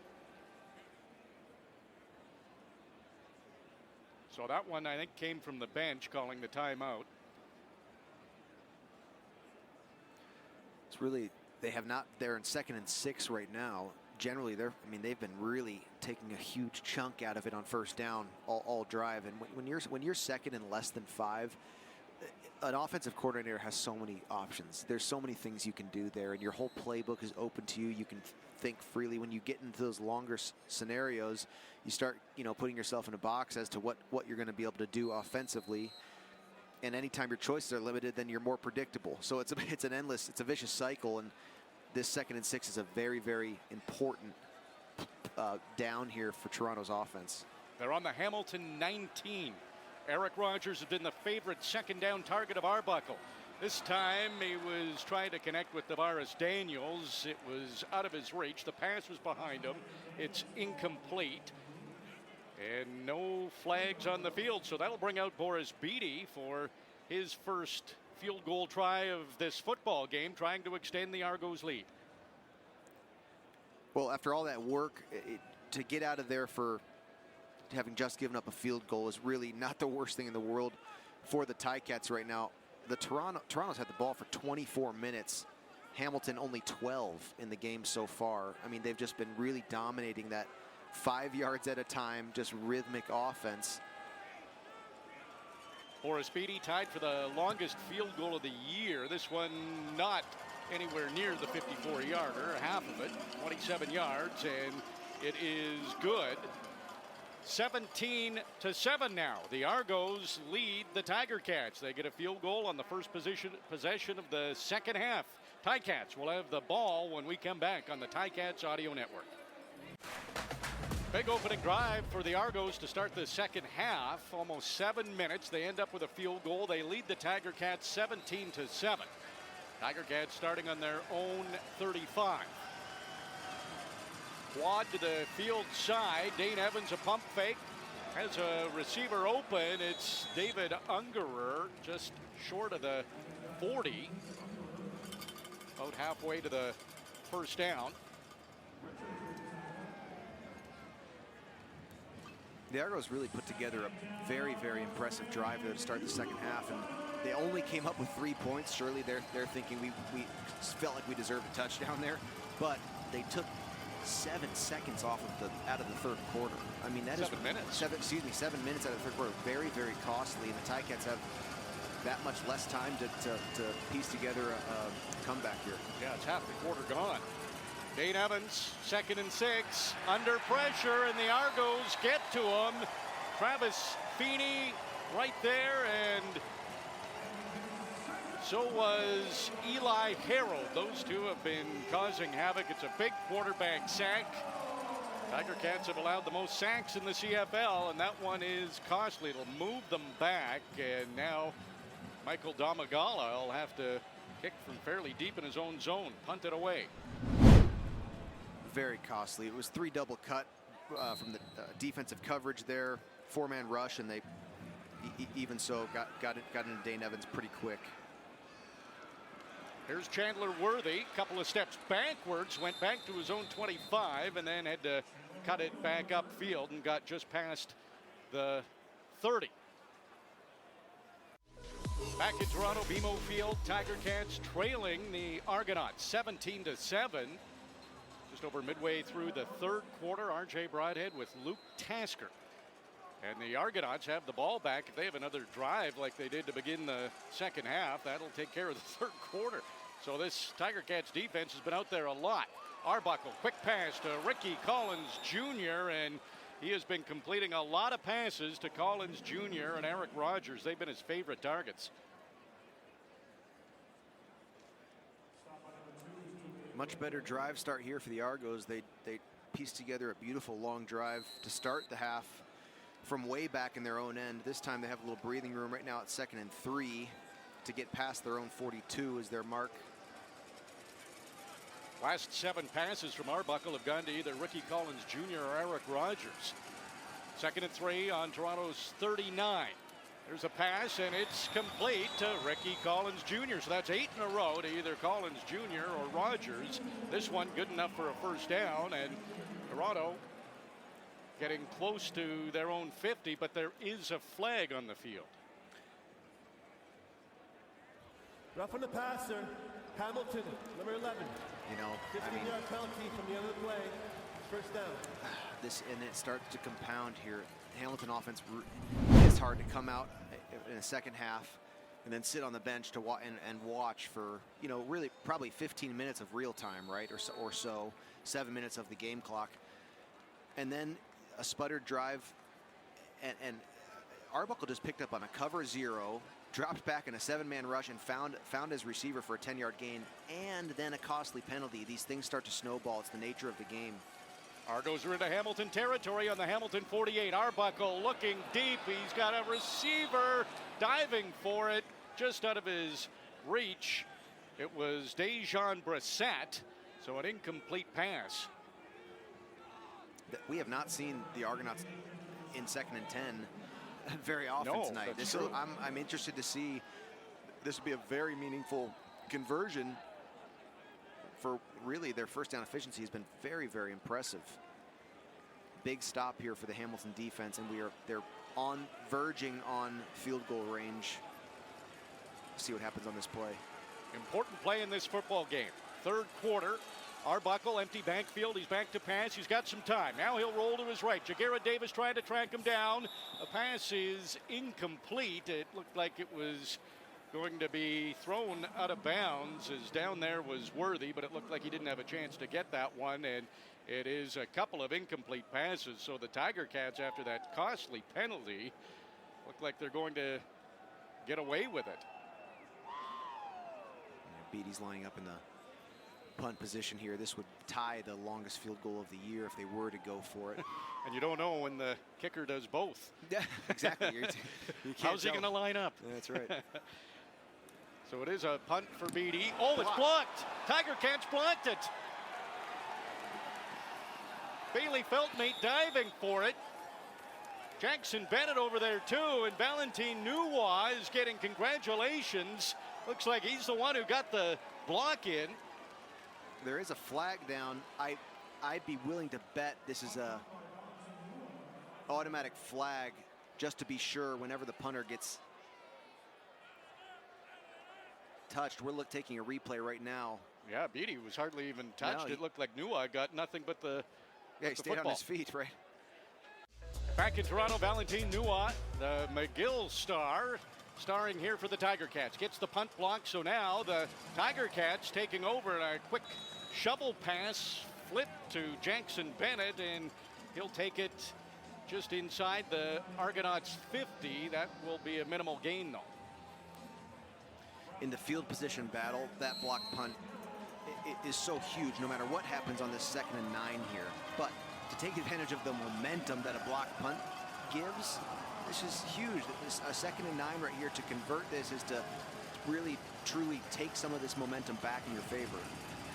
Evans back to pass, has some time. Now he has to roll out, and that time evaporated quickly. It's big Sean Oakman who brings Evans down, and it will be another punting situation for the Tiger Cats.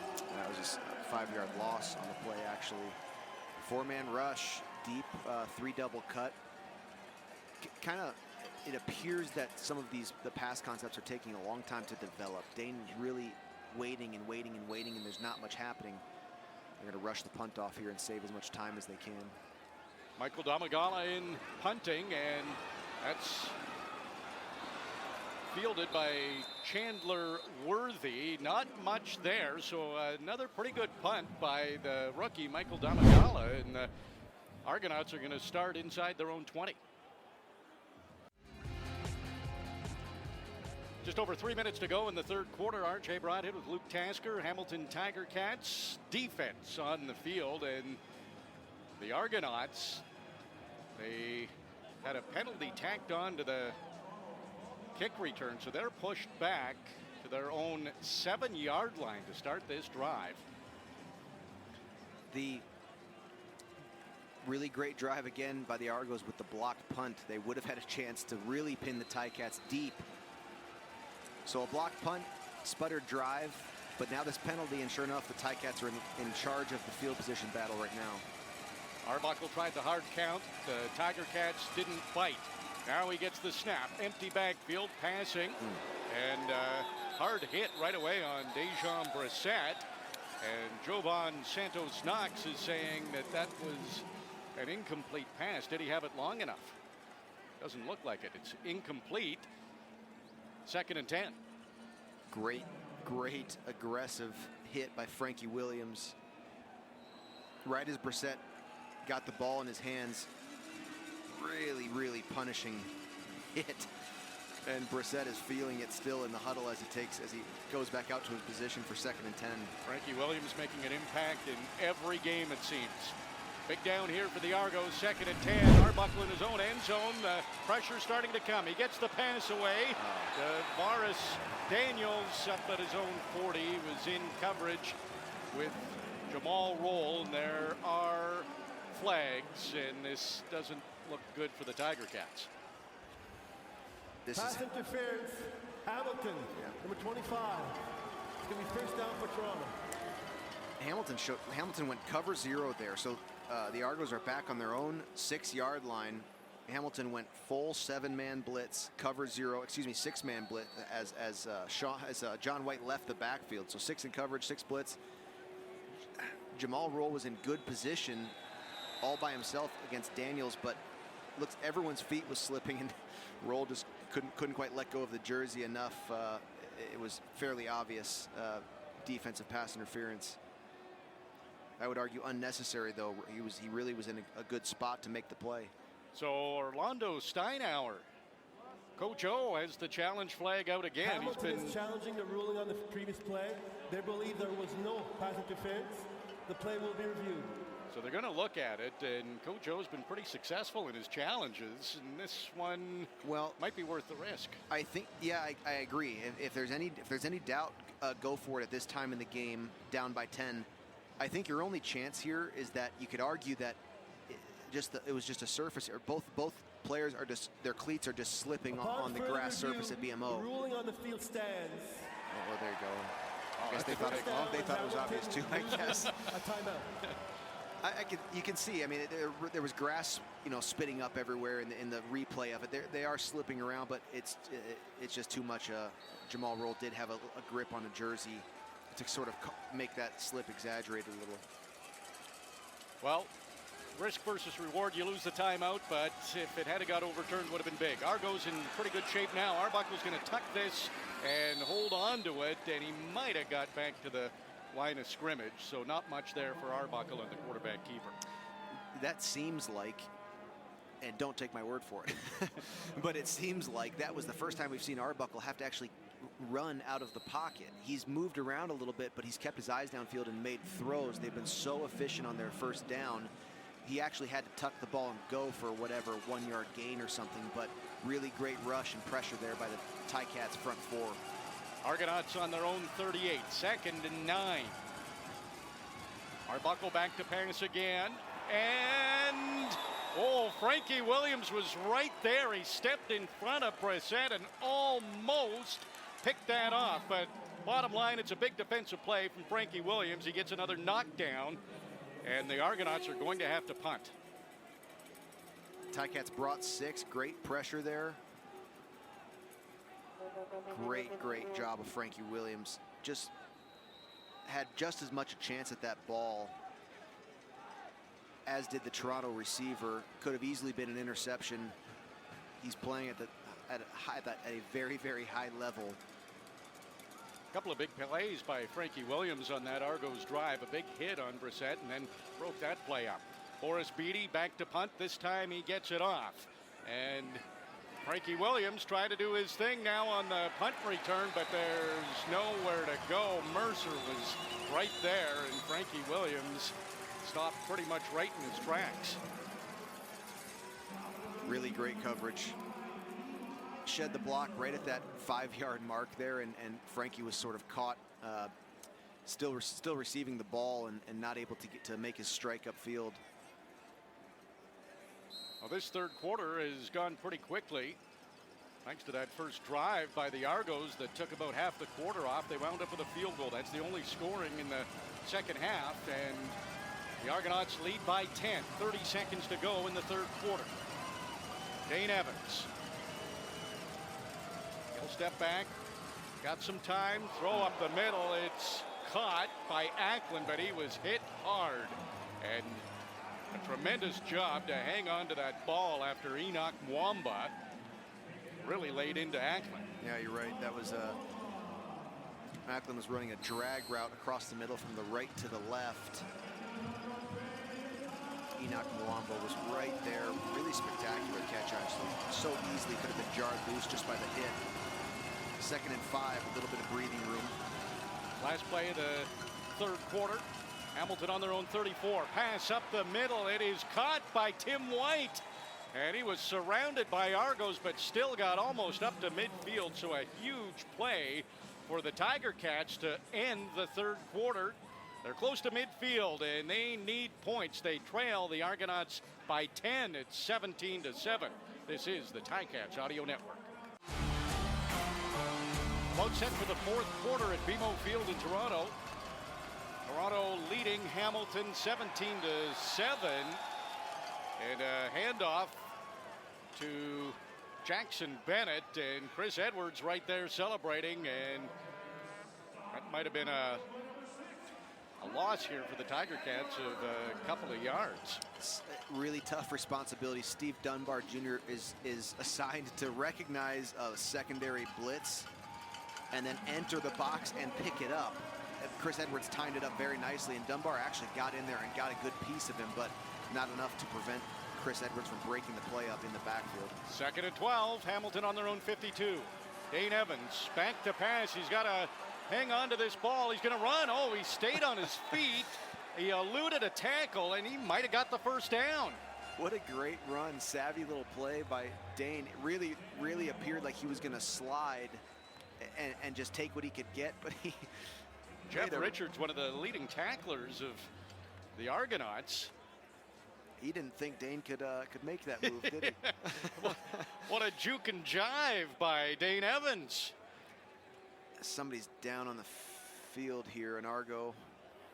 Hard to tell from our view who it is or really what happened. That was actually outside of where that play got to, which is always kind of scary. You know, that open field, you know, twist or, you know, just an athletic movement that goes wrong.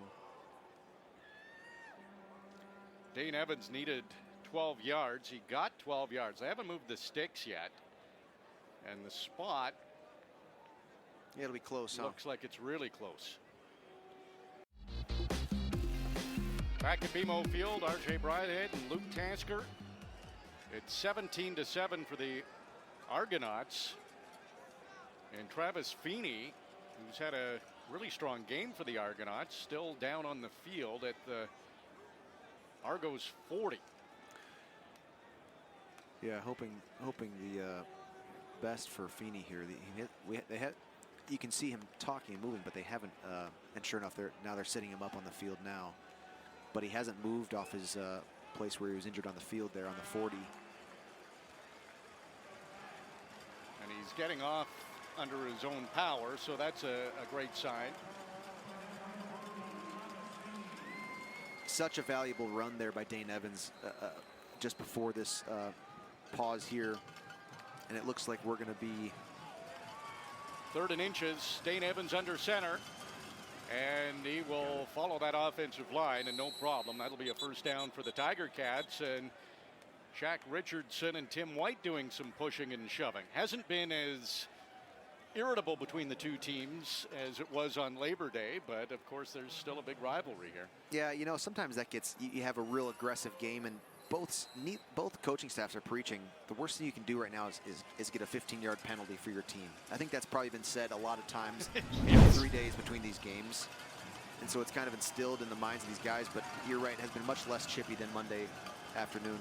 Stephen Dunbar, lone receiver out to the boundary side. It's a little toss to Nico Kalinic, and he'll be upended inside the 40, close to the 35, now in Argos territory. So this is the 10th drive of the game for the Ticats, and only the 3rd drive that's had more than 5 plays, but they do have a little bit of steam going now, taking no huddle. Dane Evans, play action, and he'll rip a pass in there, and it is caught again by Kalinic. So back-to-back plays to Nico Kalinic. They move the sticks again, now on the Argos 29. I like that play call. It was a play action. Dane moved out of the pocket immediately. He was rolling to his right, but he had 2 quick options. He really could have got that ball out to either Nico or his outside receiver to the right very quickly. It just a positive play with some immediate action to take. 3 receivers in motion to the left of Dane Evans. That's the way he looks. Now he'll step up, throwing deep, looking for the end zone, and it is incomplete. It was intended for Jalen Anklin. There is a flag on the play.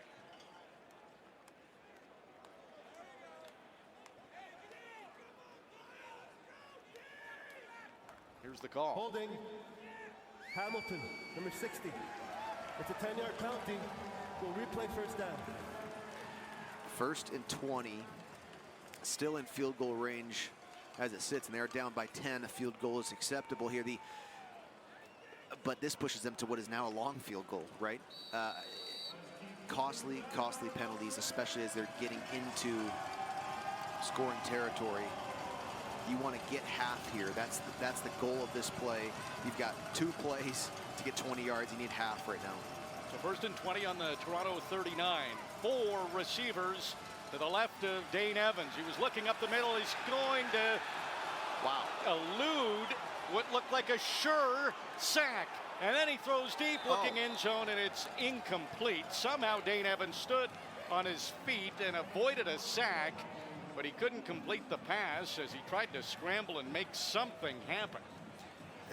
So many things here that was just, first of all, it was an empty set. Dane had all six eligible outside the box, downfield, and he stayed on his feet in an unbelievably athletic move. But I think that this ball slipped out of his hands. He missed through it. I mean, I think it was Sean Thomas Erlington was standing in the end zone by himself, and Dane's gonna never forget that one. I actually think it slipped off his fingers. It looked like it as we saw a replay. 2nd and 20 now. More pressure, and Evans spins away from it again. High steps over another would-be tackler. Gets by another one, and he takes a hit as he got down to almost the 20. He needed to be just inside the... I don't think he quite got there, but he needed to be inside the 20 for the first down. He just didn't. Not mistake-free by Dane by any means, but he is playing his absolute heart out. He lowered his shoulder on, I think, Chris Edwards to avoid the tackle and gain 6-7 more positive yards. He did get the first down. Okay. Well, they're saying... No, they're moving it back now. Okay, so he did not get the first down. Yeah, they're going. They're getting their wind sprints in with the sticks over on the sideline. Yeah, I'm not the only confused one. I can promise you. No, they did move the sticks, and now they moved them back. Unbelievable, Dane Evans. I mean, he was almost tackled for a sack in the backfield, a loss of 4, and made an unbelievable play, escaping another tackle for 18 yards or so. Evans is doing what he has to do. He has 3 carries for 32 yards. The majority of that on this drive, and the rest of the team 3 carries for 5 yards. We're just watching it again. He is playing so hard. So it's 3rd and 1, and it's a long one too. I'm not sure. Okay, they're going to line up in the field goal. Yeah, it looks which like is Michael smart. Domagala is out there.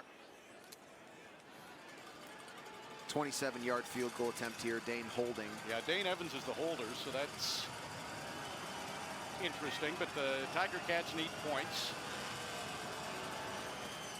28 yards officially. It is good. Michael Domagala hits the field goal. It's a big one for the Tiger Cats because they close to within 7. It's a 1-possession game. Argonauts still leading 17-10. This is the Ticats Audio Network. Big field goal from Michael Domagala, and now it is 17-10. Argonauts leading. It's in the 4th quarter, about 10.5 minutes to go, 10:37. RJ Broadhead with Luke Tasker, and the Tiger Cats have not had the ball anywhere near as long as the Argonauts, but somehow they have this within a 1-possession game. Argonauts starting from their own 35. Arbuckle handing off, and there's not much there for Foster, who's tripped up. Maybe he got 3 on the play. There's Dylan Wynn again, getting into the offensive backfield. It's like he follows the ball right through the line of scrimmage. It's just incredible. John White with a 1.5-yard gain or so. This is a huge second down for the Ticats defense. A little bit of momentum after that field goal and what was an exciting, although not perfect, drive by the Tiger Cats. If they can force the punt here. Toronto on their 36, 2nd and 9. Arbuckle under pressure, back to pass, and he throws, looking deep. He's got a receiver and just overthrew Chandler Worthy. What an effort by Worthy.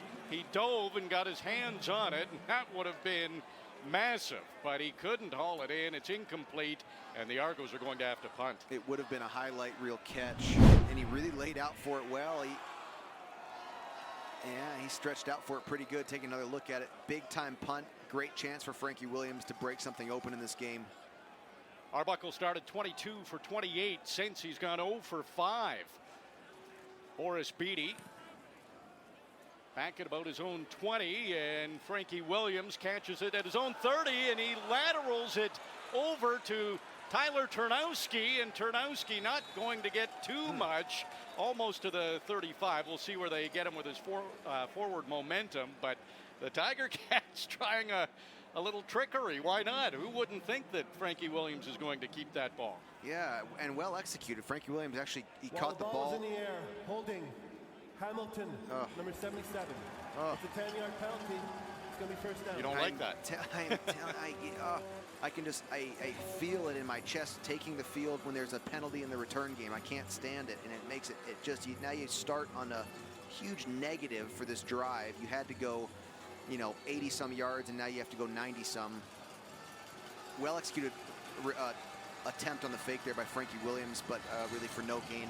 Whatever it would have been would be negated anyways in hindsight. Yes. Hamilton starts from their own 21. Low snap. Evans gets it to Sean Thomas Erlington, and he might have got back to the line of scrimmage, so not much of a significant gain for the Tiger Cats. First down has not gone great so far for the Hamilton offense tonight. This is going to be a 2nd and 9 on their own 22. Big conversion here. This is where you need that guy. I'm going to say that Andy Fantuz, who can find his way behind it, in front of a boundary, half behind the wheel, or something like that, and to keep this momentum from the field goal going and to keep the ball in the offense's hand. This is a huge play. Jalen Ackland's been the favorite 2nd down target. Evans has some time, and it's quickly gone, and it's a sack.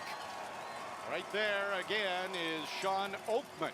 He gets another sack, his 2nd of the game, and the Tiger Cats are going to have to punt from even deeper in their own zone after a loss of 2 or 3.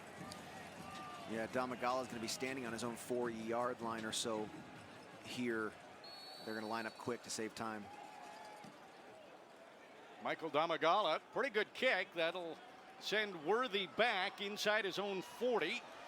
Ducks around a couple of tacklers and dives ahead just inside the 50 up to the 51.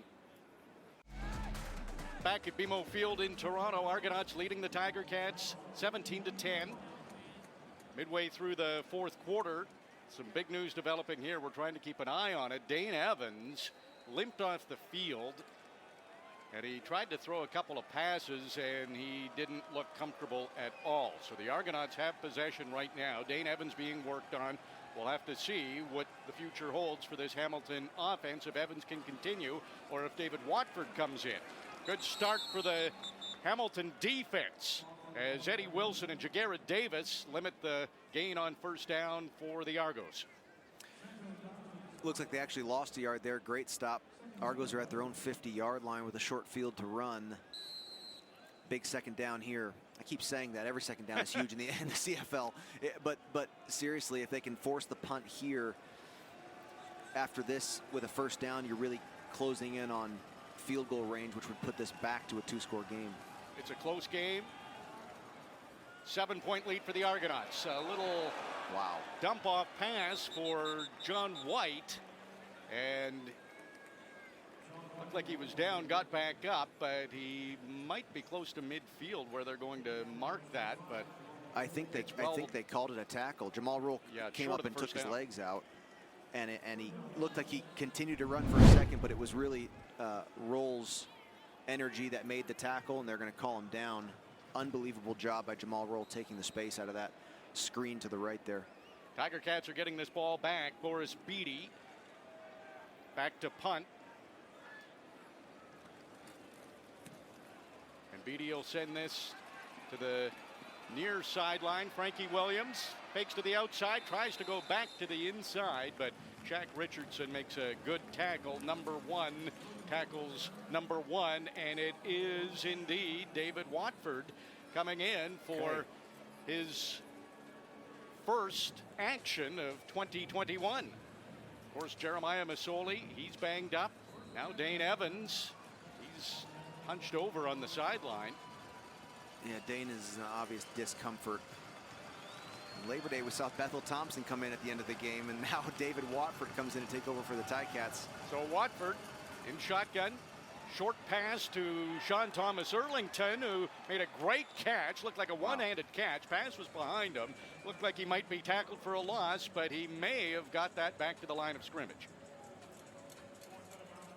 It really is incredible that this is a one-score game, and that might be overstating it. The Ticats have put together flashes of good offense tonight, but really you have a turnover in the scoring zone for the Argonauts that ended a drive without points for them, and then you had a blocked punt which changed the field goal position in a very, very dramatic way, and that leaves the Ticats with just one touchdown to go to get back to even after what's been a frustrating night. Timeout. So Hamilton. David Watford called a timeout. There's 5:21 to go in the fourth quarter. It's 2nd and 10. Hamilton on their own 28. And Watford will head to the sideline. Looks like they're maybe made a personnel change. Hard to say, but it's second and I guess a little more than 10. It looks like right now.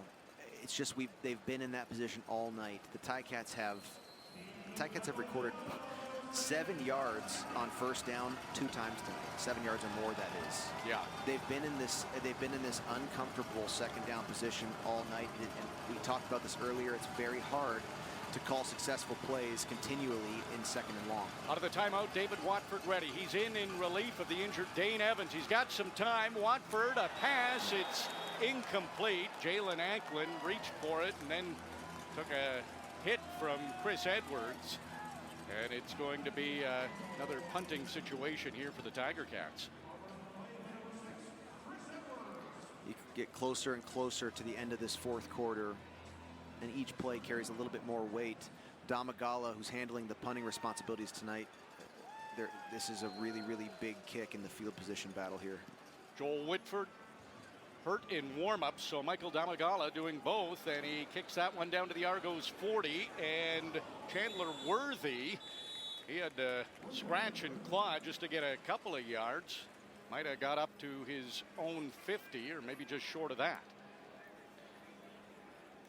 Hard to flip the field there, and Damagala's actually done a pretty good job. He had the illegal punt out of bounds in the first half, which is costly, and it did sort of kill the energy that he had on that punt, but he's done a decent job handling that responsibility after Whitford went down before the game started. The Argos here have another short field, though. Under 5 minutes to go, Argos leading 17-10. They'll start on their own 48.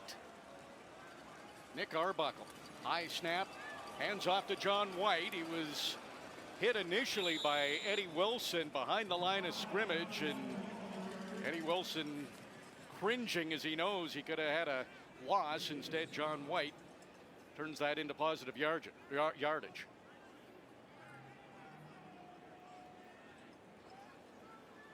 John White had an unbelievable first quarter in this game. I mean, he carried the offense down the field. Still playing very well. That was an excellent run. I am actually surprised that we've seen a little bit less of him as this game's progressed. I thought for sure that they were going to continue that run attack. That said, they've been very balanced, though. They have had success in the pass game. Arbuckle has gotten the ball out of his hands very quickly, very efficiently this game. John White came in 5th in the league in rushing yards. He has another 76 to add to that total on his 10 carries tonight. The Tiger Cats came into this game on a 2-game winning streak. Ricky Collins Jr., the injured Argonaut, he's getting off under his own power. He's been injured a couple of times now tonight, but he's come back and he's had an effective game for the Argos. Toronto undefeated at BMO Field. This is their 2nd game here. Earlier in August, they beat the Winnipeg Blue Bombers. Only loss for the Bombers this year. And right now, the Argos, with just over 4 minutes to go, are able to lure the... Procedure, Toronto, oh, no, 59. it was a hard snap count by Arbuckle, and the Tiger Cats moved, but there was a little flinch on the offensive line, so this is going against Toronto. Yeah, they got themselves. They went for a hard fake waggle, hard count. A little mental error there by the left tackle for the Argonauts, and that is actually very costly. So they go back to 2nd and 10 now, and if they can get into field goal position here, it very, very costly for the Ticats to put it back to a 2-score game with this much time left in the match. And Dane Evans, can he come back? That's the question. The pass almost picked off. Tunde Adeleke jumped in front of the receiver. He's already had an interception in this game and just missed getting another. Incomplete. So the Argos will have to punt. It's just fascinating. It's small, slight edges, small wins change the course of a game. If Tunde Adeleke intercepts that, which I'm watching it right now, it should have been, you don't know that he's not gone for a touchdown, no less the turnover at center field. True. There's the punt off here. Frankie Williams inside his own 10, almost back to his own 5. Williams up the middle, lots of Argos there, and they will have him down at about the 24-yard line of the Tiger Cats. Getting close to the 3-minute warning. Back on the field is David Watford in relief of the injured Dane Evans, who remains on the sidelines. And Evans over there shaking his head, sitting beside Jeremiah Masoli, who's in street clothes. He did not dress in this game. So this is David Watford who has to orchestrate the comeback for the Tiger Cats. They're starting in their own 23. Play action. Short pass complete to Tim White, and he's forced out of bounds at about the 27-yard line. Nice positive play on first down there. I think it's I think Tommy Condell, he's thinking, how can I help Watford out? That's what an offensive coordinator trying to do, is help his quarterback out. You gotta let him succeed. You gotta let him make a positive play, and he's coming in to try to save the game in the fourth quarter here. Plenty of time left. We're just hitting the 3-minute mark right now. Ticats on their own 26. Last play before the 3-minute warning. 2nd and 7. Watford back to pass. That throw is over Stephen Dunbar Jr. and it is incomplete. So 3rd and 7. 2 minutes and 48 seconds on the clock. And the Tiger Cats are going to have to punt this ball away. It's 17-10. Argonauts lead. 3-minute warning. Back at BMO, Tiger Cats in a punting situation. The snap got to Michael Damagala and the whistle went. I didn't see a flag, but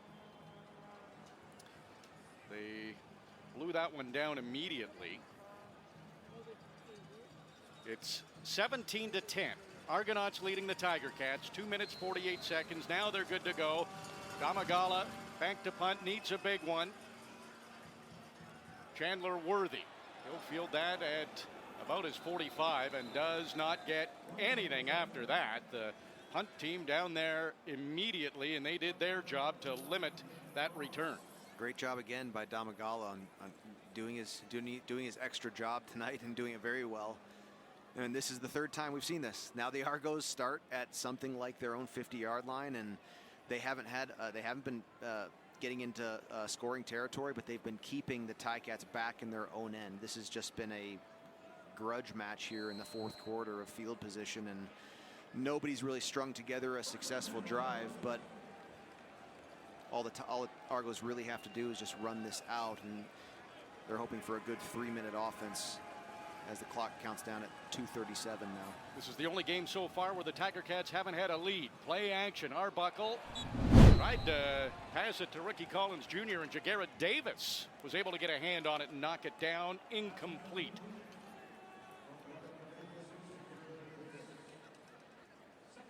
Again, it's been stout defense so far in the fourth quarter, and now they're in second and 10. The Argonauts. Either team's just waiting for something to break here. I think the Ticats could use a little Frankie Williams magic here if they're able to get a 2nd and 10 stop by the defense. Toronto on their own 45. 2nd down. Arbuckle back to pass. Pumps once, and this might have been tipped, and it's intercepted. Cariel Brooks intercepts it at the Argos 50. What a great play by this Tiger Cats defense. Hard to tell if that was a tipped pass I think Arbuckle is trying to throw this away off of his back foot to avoid the sack, and he makes a crucial error. Nowhere near enough to throw that away, and Cariel Brooks intercepts it. That's right.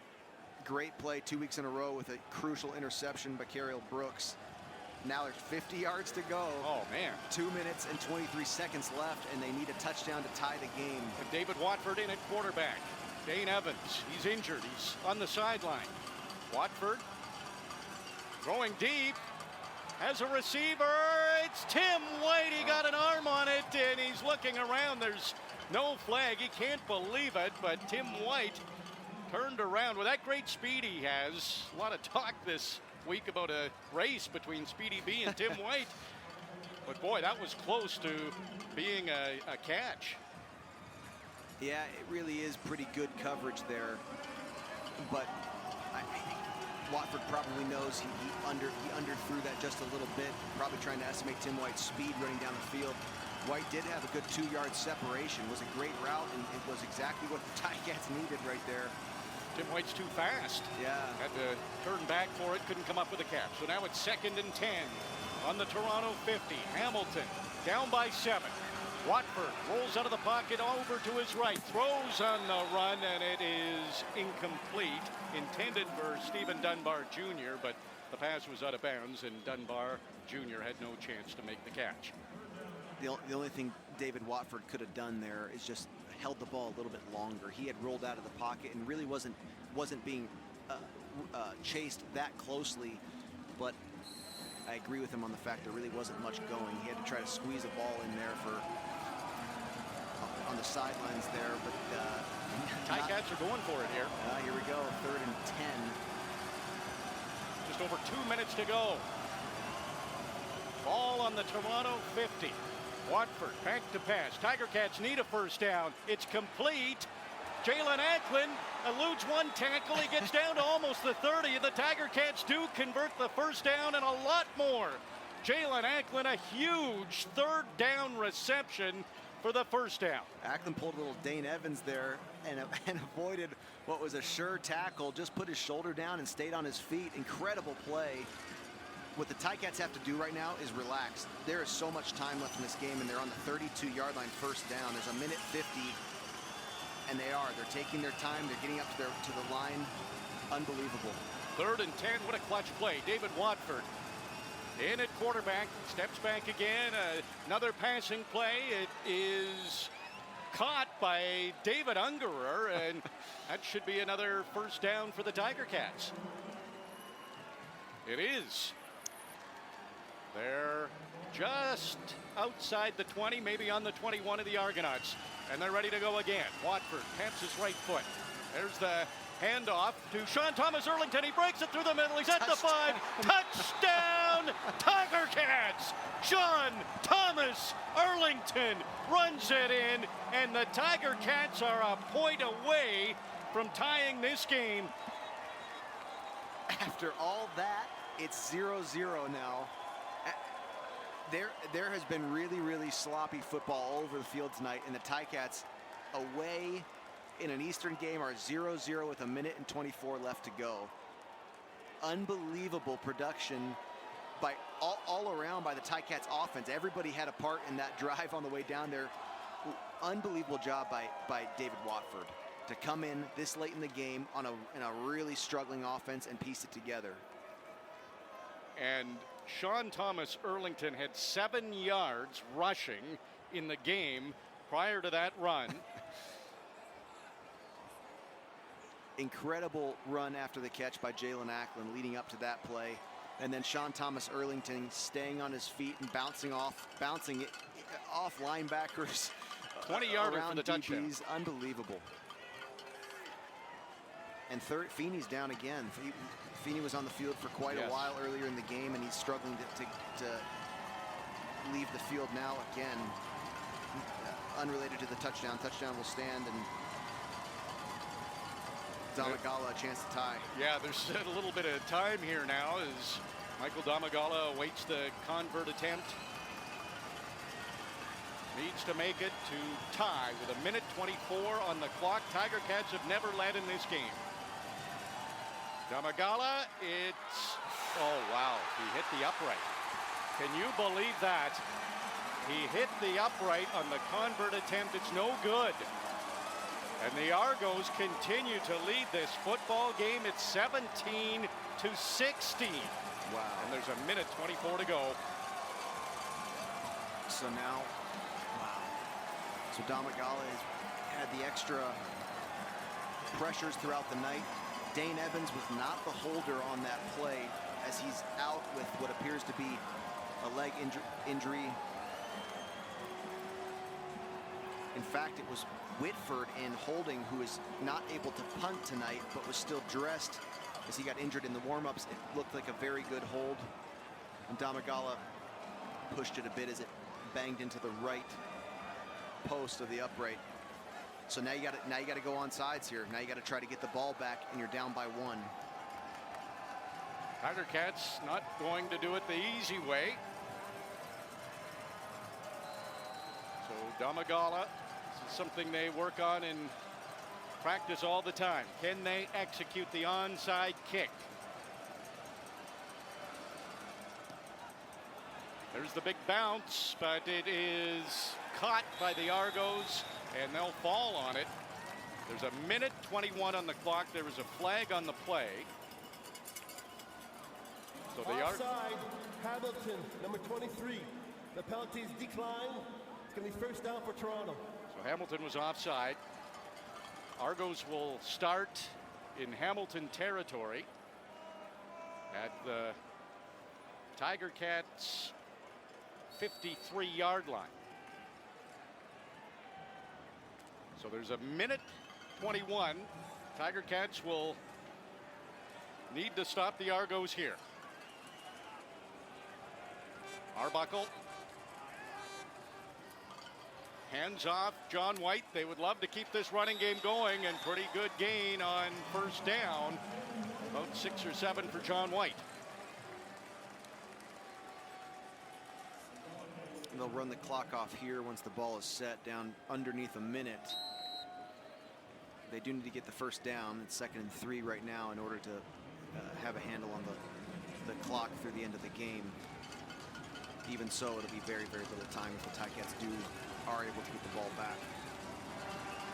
1-point game, 17-16. Argonauts lead the Tiger Cats. Arbuckle lets the Timeout, Toronto. clock run down, and then they call a timeout. So there's 55 seconds on the clock now. It's 2nd and 3 on the Hamilton 46. Tiger Cats battled hard after those first 2 games to get the record back to 500. Came into this game 3-way tie for first place in the East Division. Argonauts and Tiger Cats, you heard Coach O talk about it. Even in that Labor Day game, it was a close game until the Frankie Williams punt return touchdown. That kind of opened things up. This has been another close game. 1 point separating the two.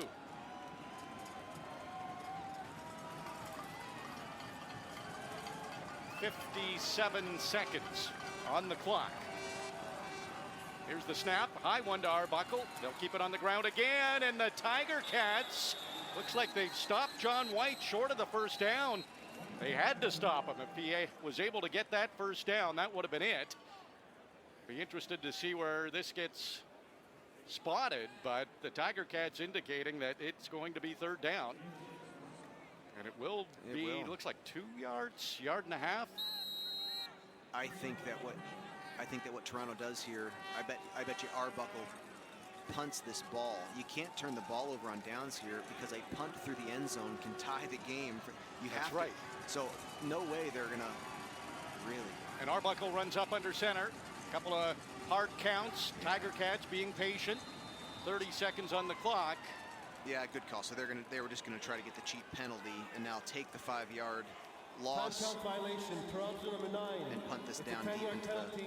It's the gonna be 3rd Hamilton down. end. You have to do it. But a 1-point game gets very, very interesting in the CFL because of all the different things that you can do.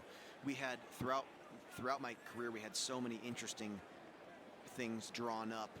I remember we had Chad Owens throwing it backwards to Andy Fantuz, who would punt it through the end zone when need be at the end of the half or whatever. And so fun to play and think about, and so few times that you actually get to get in those scenarios live. But if this return can be anything substantial from Frankie Williams, we could get into that situation. Anybody on the field can punt the ball at any time to try to get a single through the end zone. So 32 seconds getting put on the clock. Boris Beatty will punt this ball. Frankie Williams, does he have some magic late in this game to keep the winning streak going for the Tiger Cats? You're right, Luke. Beatty has to be careful. Needs a good punt, but not too good. He blocked one tonight already. That would do it. So here's Beatty. There's the punt. And it's out of bounds. It looked like outside the 20, so there is a flag right around where Beatty was kicking. They're going to throw this because Beatty got touched. I will not believe that this would stand as a roughing the kicker.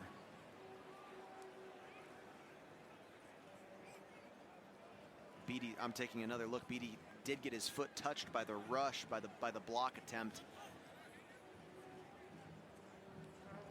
There's 2 penalties on the play. The first one is contacting the kicker, Hamilton, number 23.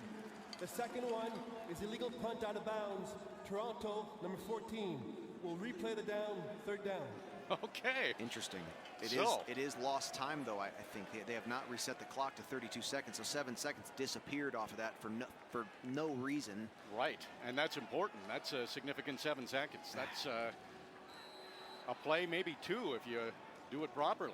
So 25 seconds on the clock. And obviously Beatty's going to punt this out of bounds like he attempted to do last time. He missed the 20-yard threshold there.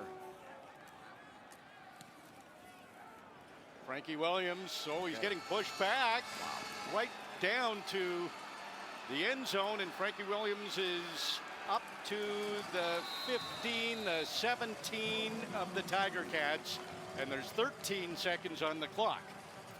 So this is not a great scenario for Hamilton, who are down by 1. How many yards do you think they need to try the Rouge?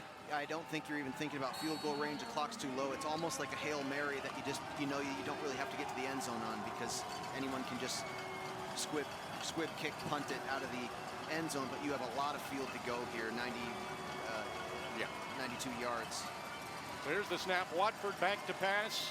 Argo's in a bit of a prevent. It's thrown underneath to David Ungerer. He gets up past the 30. He's tackled there. Yep, good play.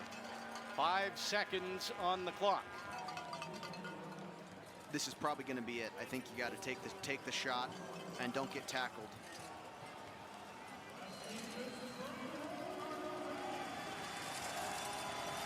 So the clock runs down. This will be it. Final play of the game, barring any penalties.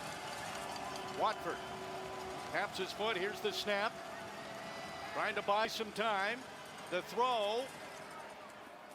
And Stephen Dunbar Jr. catches it at the 45 of the Argos, but he is tackled there, and he will get no further. So that pass was completed, but nowhere near the end zone, and the Argos win by a point, 17-16. A close game right through between these two rivals. So many times it looked like there were openings for the Tiger Cats, but the time of possession just too strong, especially that opening drive of the second half for the Argos that took most of the third quarter, and they wound up getting some points out of that. Yeah, with the exception of some of these last drives of the game here, Toronto had the ball just about twice as long as Hamilton did throughout the game. Hard to win like that. Hamilton did get the blocked punt in there and an interception as Toronto was approaching the score zone. And those two things skewed this a little bit, because that 17-16, Toronto really put on a better show tonight. They were the better team. They did deserve the win, and yet it came down to the very, very last bit of it because of some special things that happened throughout the game. it's a hard loss, a bit of a demoralizing loss for Hamilton, and there's a lot of things to correct. And of course, you feel for Damagala, a change in the holder, and the replay showed a clean hold, but still it's a tricky operation, the snap, the hold, the kick, and for a guy who was handling double responsibility for the night, that's tough.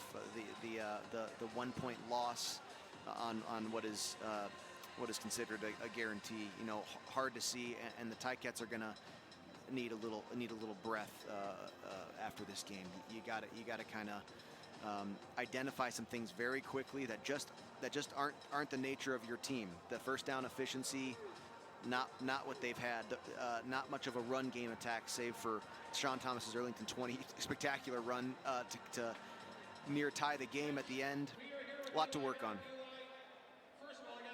So the Argonauts, they remain undefeated at home. Couple of big wins, one against Winnipeg and this one against Hamilton. And the Argos take over top spot in the East Division once again and put a stop to the Tiger Cats' 2-game winning streak. It is a 1-point win for the Argonauts tonight at home against the Tiger Cats. Post-game coverage is coming up next for Luke Tasker. I'm RJ Broadhead.